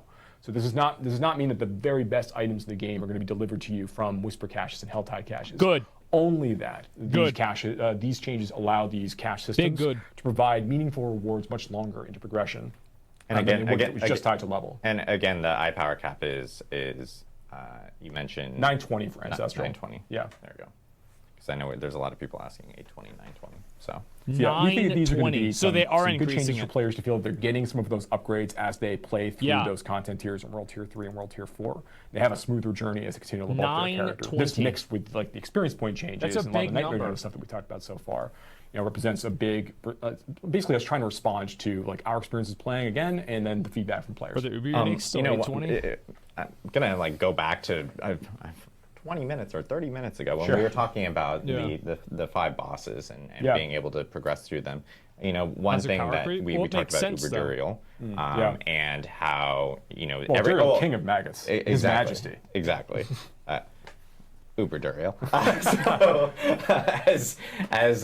But with all these new bosses, because they all have their own loot tables and everything associated with them, at least with Duriel, because that in itself is a level 100 boss. So what type of like kind of item power can you expect to find? Yeah, off what we gonna get? Off of like Duriel? Yeah, you'll find iPower 920 stuff off Duriel. So there are unique items that Duriel drops that are only, some of them are very new and coming in with Season 2, that only come from Duriel that are just really powerful, right? Great. And then there are the uber unique items that drop as Great. well. The best, Now, the for hardest unique bosses items drop the dropping, best loot. there is a tighter range versus like relative to other bosses Yeah. and other things. In general, unique items that drop from these bosses they're not going to roll the full like 75 eye power range.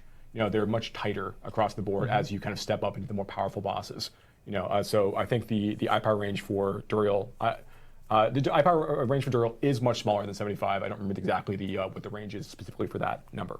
Okay. But that is increased. But the uber unique items that drop from that have a chance to drop, low chance to drop, but still will certainly drop. Sure. From Duriel. Those are always rolled at cap, so they're always rolled at the highest eye power possible. Yeah, that was... and all of the affixes on the uber unique also always roll at the highest values possible. So when you get an uber unique item, there's not a better version of that specific uber unique item that you can get. That's always the very best one. Yeah. So if you find a Shaco, you've got the very best version right there. So Yeah, you have it. Yeah, that's awesome. Nice. Cool. Well, I know we just went through a slew of changes and updates coming to the game. Right. And again, like to reiterate, we still actually have more to talk about. Yeah, we didn't talk about classes. We didn't talk about unique items. We didn't talk about unique item changes. We didn't talk about the damage buckets. And I will note, like, unique item changes, like I said before, like pretty much almost all unique items, or nearly all unique items, are getting some sort of update, which we will talk about on October 10th. Great. I know a lot of people have asked for Mr. Adam Jackson to reappear, and he will be back that on guy knew October his 10th to shit. talk about all the different last class guy. changes that are coming. He's got a and He has hair- been summoned. he has been summoned. He's on vacation. He's on vacation. We got the materials. He's watching though. We got the materials to summon. But yeah, we're going to be talking about all that stuff. We're Yeah. also going to be talking about the resistance changes and stuff that we've been talking about already today, and how it's going to be much more valuable for people to be ensuring that they have it on like rings and all those other items. Well, and there are changes to the. We're gonna get into it, but there are changes to the way that it works. So, like, folks at home might be saying like, oh, there's a resistance boss, but like with the current resistance system, how is that going to work? And the 1010 stream is really going to explain it. I'm curious about that exactly. too. And I will also note that on the 1010 stream, we will even be talking about the first update that will be coming even after Season 2 launches. And that's something that, we that can gonna be in briefly talk Season about 3 here, or which what? is after Season 2 launches, we'll of course have additional updates that will be coming within the season. And each of these updates are going to be adding new things, new ways of being able to enjoy the content, and new features that players have been asking for. So we'll be actually showcasing what 1-to-1 will be in that October 10th stream as well. So people will get an early look of what the first update post Season 2 launch will be. And of course, we have a lot more to even talk about at BlizzCon. So if you are going to be at BlizzCon, make sure to check it out. Of course, we'll be streaming, and there'll be more information about, the BlizzCon collection items and everything that will be available for players to be able to partake in. That will have items within Diablo 4, and of course items from other games that are going to be featured at BlizzCon, like World of Warcraft, Overwatch, and all the others. So. But most importantly, at BlizzCon, you can bug Adam in person.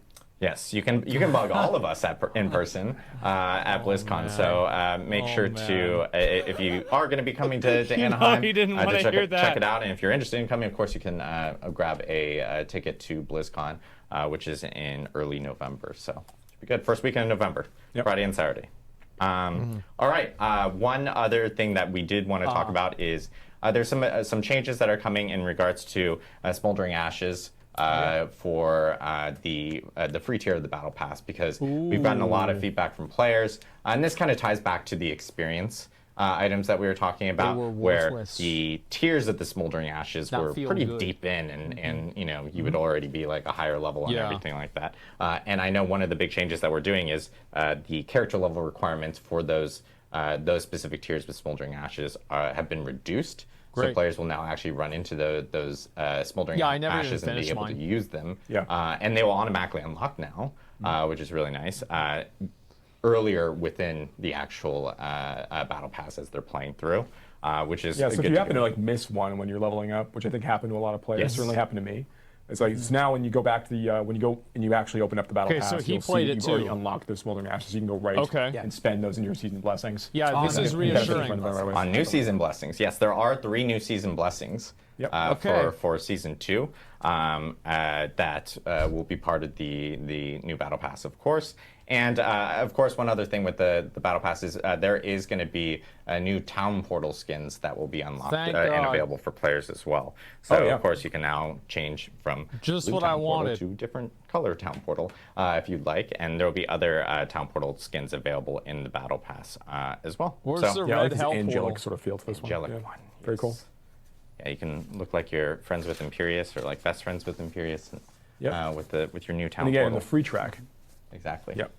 Imperius, So you get this no Imperius matter and what. Arius. Sorry. Well, any of the angels. Technically, yeah. just- It would be more Imperius, orange, I Imperius would is say, dead. if it was Remember? Imperius to match him. So Yeah. Like the I've been cinematic. playing some Heroes of the Storm lately. So. Love Here's the There you Storm. go. Yeah, I've got Imperius on my mind right now. Are they gonna bring back Heroes Well, of we the do Storm? actually have one other big what is it? news thing that we did want to actually is it? talk about today as well. Diablo Mobile. Which is we are bringing more Diablo 4 players into the world because we're here to announce that Diablo 4 is actually going to be launching on Steam with the launch of Season 2. So on October 17th, Diablo 4 will be available on Steam. Nice part about Awesome. being on Steam, of course, is it carries over the same elements as all the other or all the other platforms. So cross play, cross progression will work immediately. Yeah. Day one for anyone who does purchase on Steam. I sure And hope so people if don't you, rate it low. have friends on Battle.net and they prefer to play Man. on Steam, they can of course play together Yeah. from both sides, which is awesome to see. So Yeah. wishlist will be available immediately after the stream for Diablo 4 coming on Steam. It's really nice if you if you have a Steam Deck, it's another option of being able to play Diablo 4. True. Because you can now Yeah, very true. take it like Steam on the road Deck with you, is which very really good to from see. what I hear. Yeah, sure. I don't have one. Yeah, lots of I've heard a Sanctuary lot on of the good go. things. Sanctuary on the go, yeah, which is good. And by the way, cross progression and everything, of course, that works with the console players as well. So if you're playing on Steam, you'll of course be able to play with Xbox and PlayStation users from that end. For sure.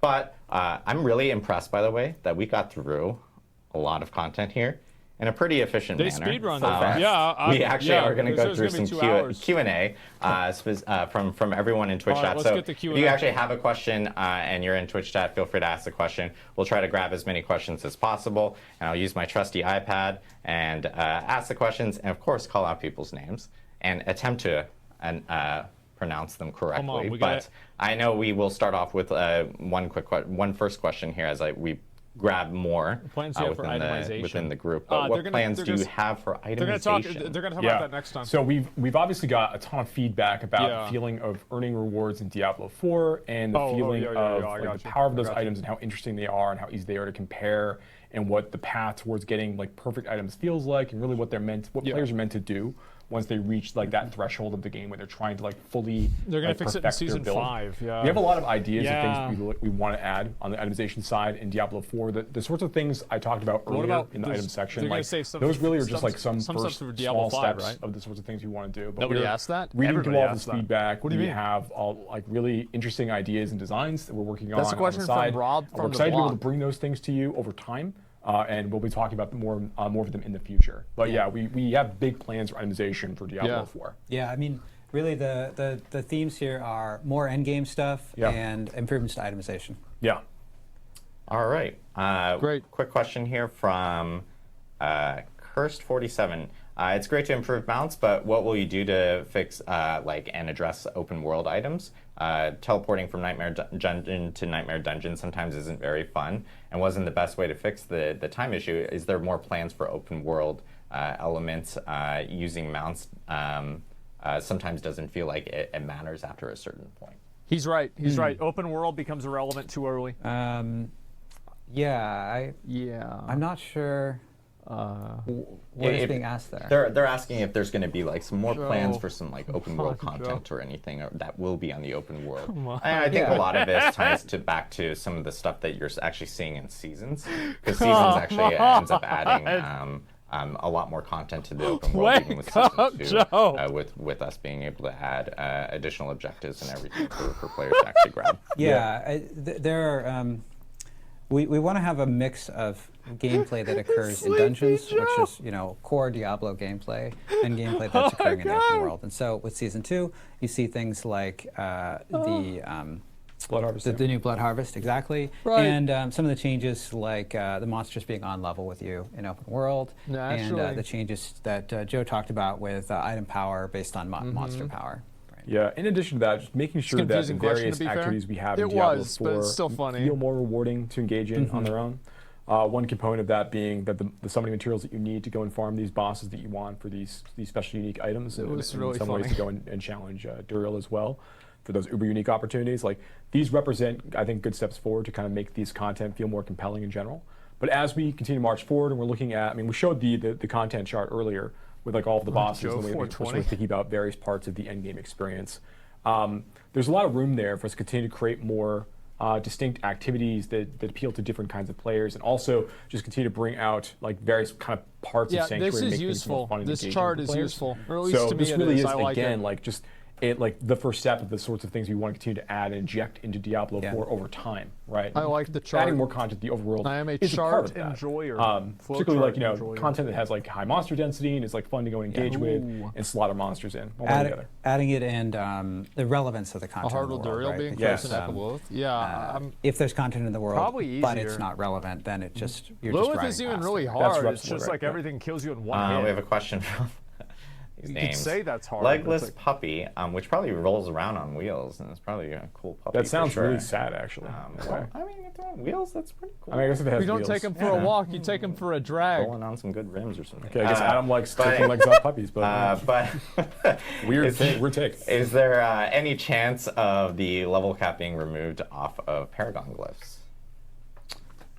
Level cap being removed. Yeah. Joe, you want to take that one? Yeah, sure. So bro. we have talked before quite a No. bit about how we Please, look at no. power progression in Diablo 4. Particularly, like, we talked a lot more about this like before launch, and a little bit before Season 1. 21 But is Diablo enough. 4 is designed with the idea of kind of cap power progression sort of in Yes, mind. thank you. We want to make sure that we Fuck find the yes. right ways for players to continue to grow the power of their characters as they continue to engage in the game. We will be looking for more opportunities for players, particularly as they reach level 100 and they're looking for more ways to get stronger and get more powerful. We want to him? find Yeah. more ways for them to What's do his that, Battle.net? Ban feel, his in account. ways that feel compelling and are fun, and don't feel like this extra task work they have to do in order to like take that next step, right? Yeah, I think if I think about the reasoning behind that question, I think part of it comes down to,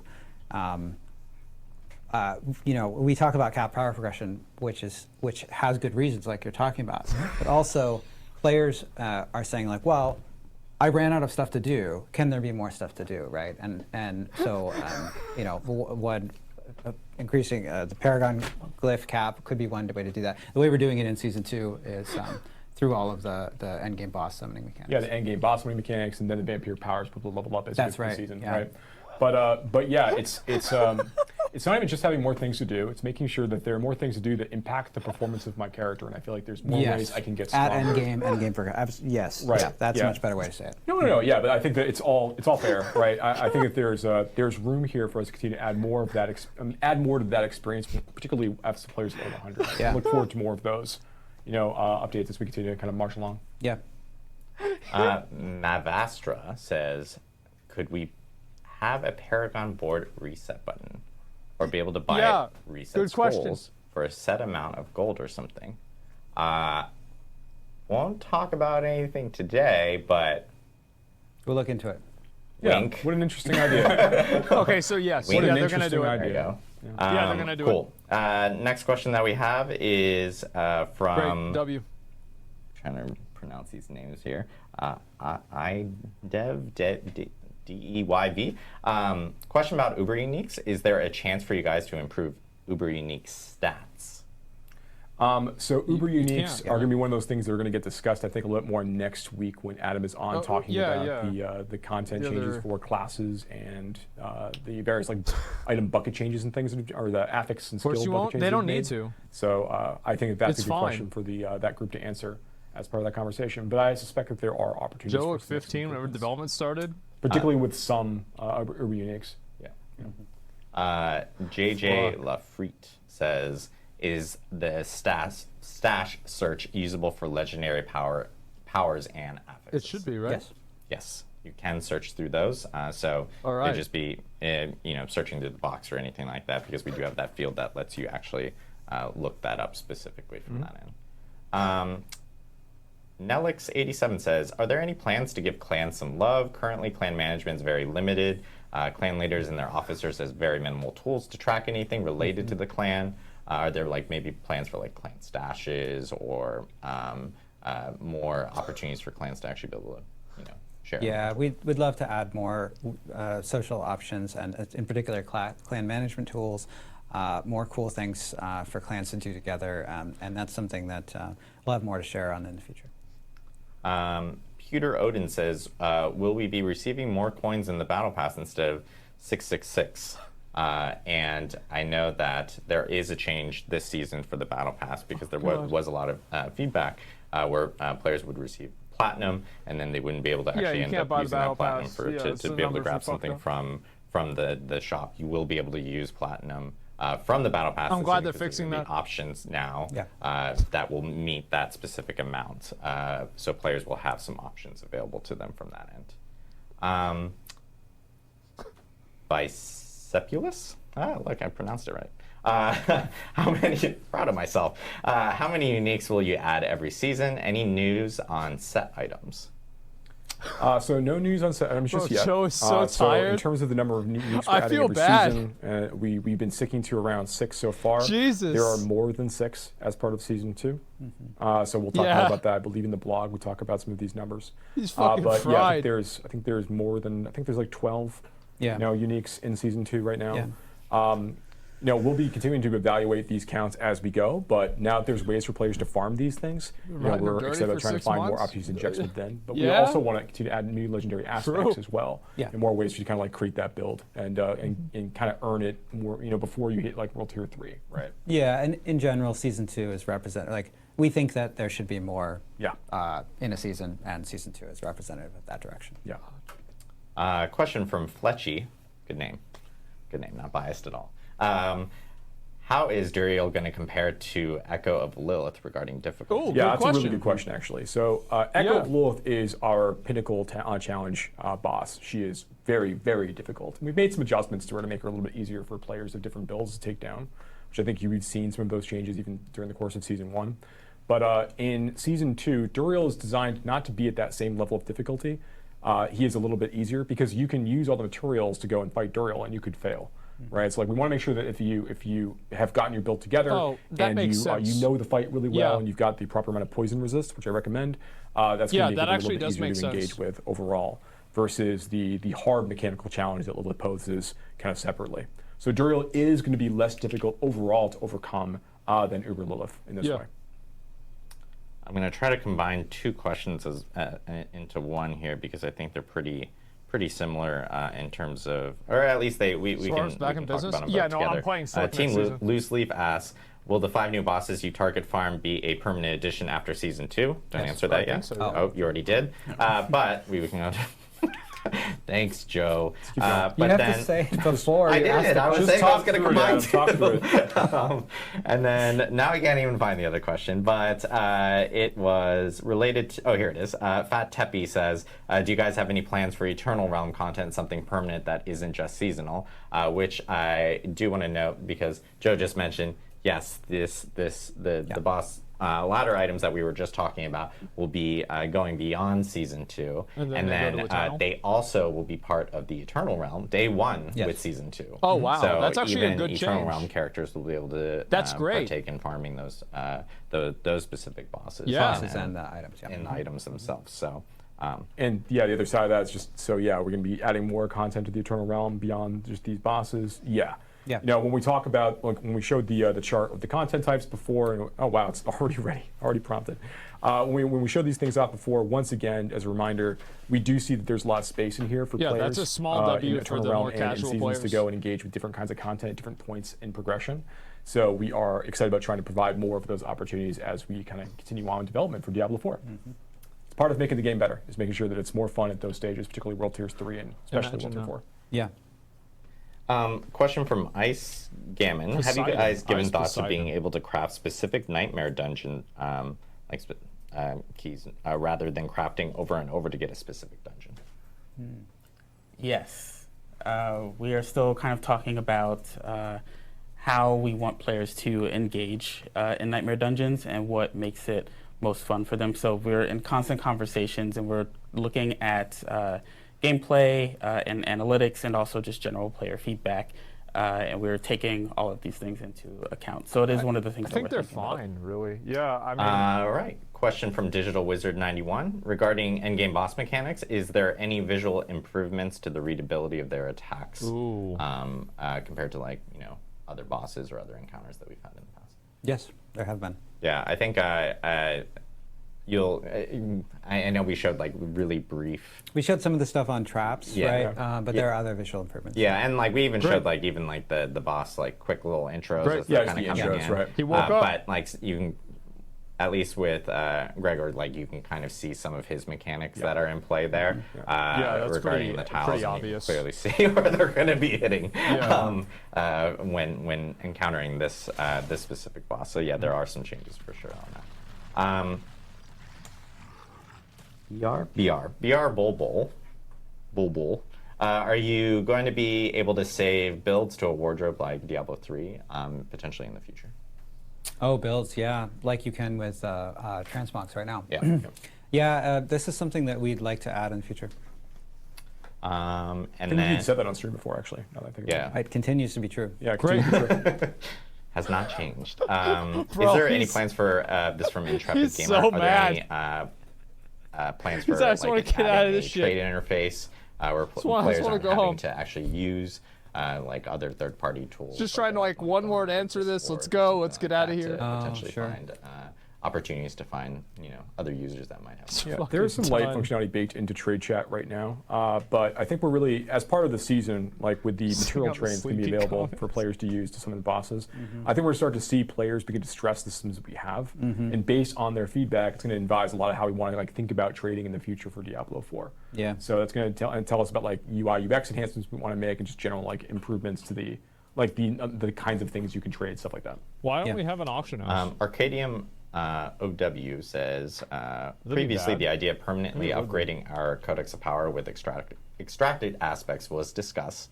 Are you guys still interested or Ooh, looking into this? great question. We want to make the Codex of Power better in ways like that, and we'll have more to share on that in the future. It's an interesting idea. Yeah. And I know there's a lot of people chiming in specifically in chat about things like leaderboards, which we've already talked about. That is actually a Coming in season 3. Yeah. season 3 feature. Yep. So leaderboards are most definitely coming, and those will be available in season 3. Fujina TV says, do I need to buy the game again in Steam, or is there any source use of it in Steam if I bought it before? You don't need to buy the game again on Steam. It's your choice. If you prefer to play on Steam, you can. Or sorry, let me clarify. You do need to buy the game again on Steam if you want to play it on Steam. But if you already have the game, of course, you have the option of playing it on the other platforms, specifically from that front. There's some people that prefer to purchase games on Steam and have it available there. So they have that option now, starting with Season 2 on October 17th, when the game becomes available on Steam. So, trying to think here. Wait, I wasn't I've really now paying lost attention. Do you track have to of where I buy- wait, was you have 'cause to I was buy going it down the list. Legless Wait, Puppy what? again has another question. Wait, you have to buy the Diablo, game again? Add Diablo. Is there What any the changes fuck? planned Why? for glyph experience cap, removing or increasing the level cap on glyphs? No Will give wonder us they more wanted to reasons add it run to Nightmare Steam. Dungeons on repeat. Yeah, I kind of answered this a little bit before. So we are looking at ways to make sure that players feel like they've got Jesus. good progression opportunities once they reach level 100. They've capped out some of these sorts of systems. The exact contents of Why that, can't or they the just have exact what we're going to do, integration we're not like ready to EA talk about just does? today. Yeah. But we are definitely aware of the interest in that particular solution, for example.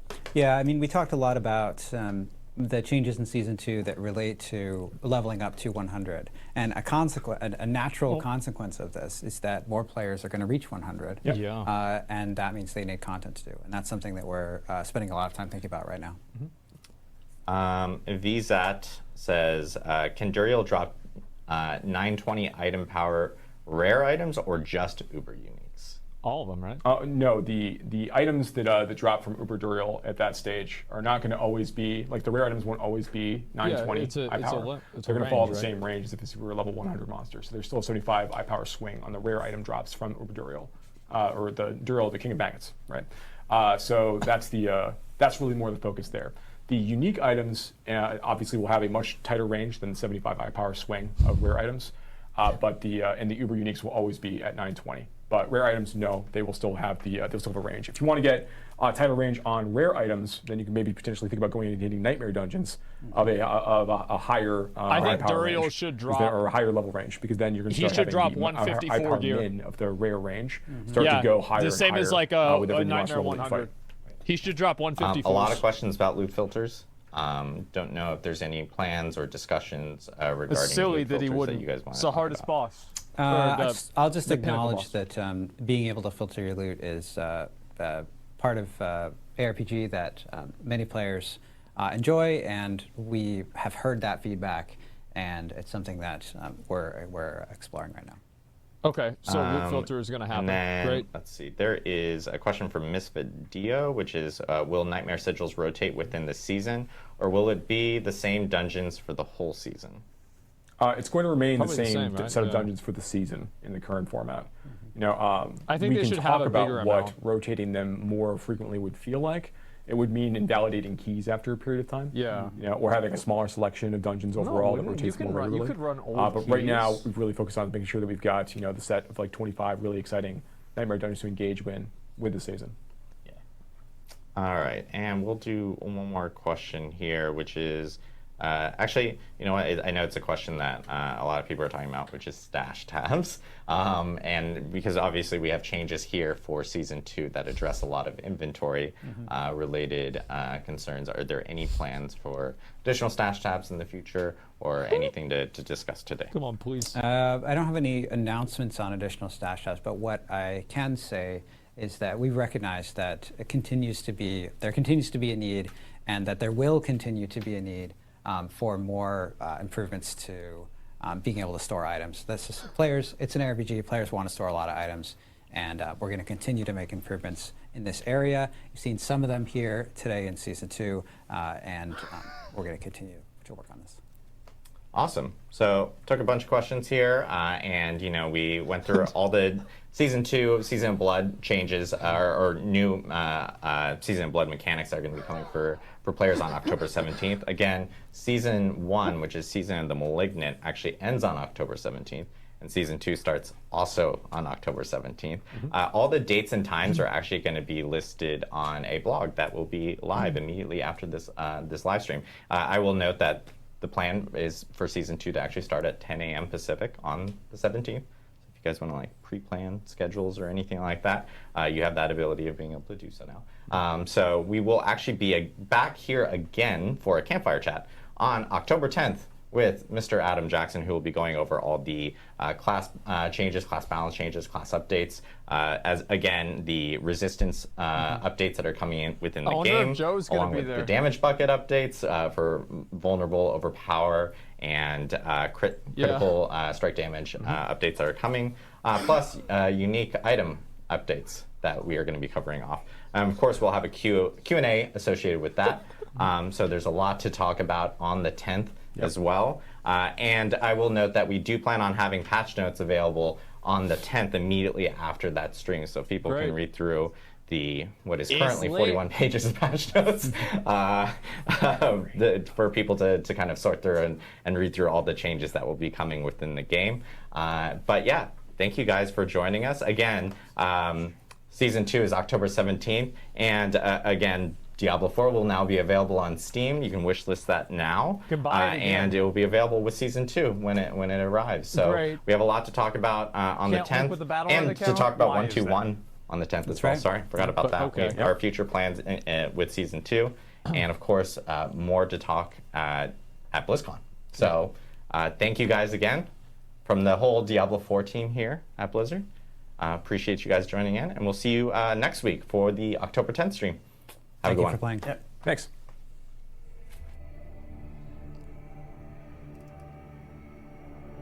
Okay, it was really funny how just completely dead Joe Shelley was. It was really funny for sure. But I have to say that I actually think this was a really good stream. This was the best stream that they've ever done. In terms of like content and everything, this was the best stream. And going into this, I wasn't planning on playing Season 2 except for maybe for the first day for content. Now I think I will try it out. I think this actually moved the needle. It seems like they are improving the game. They're fixing the points of the game that I didn't like. I will play it again. I will try it again.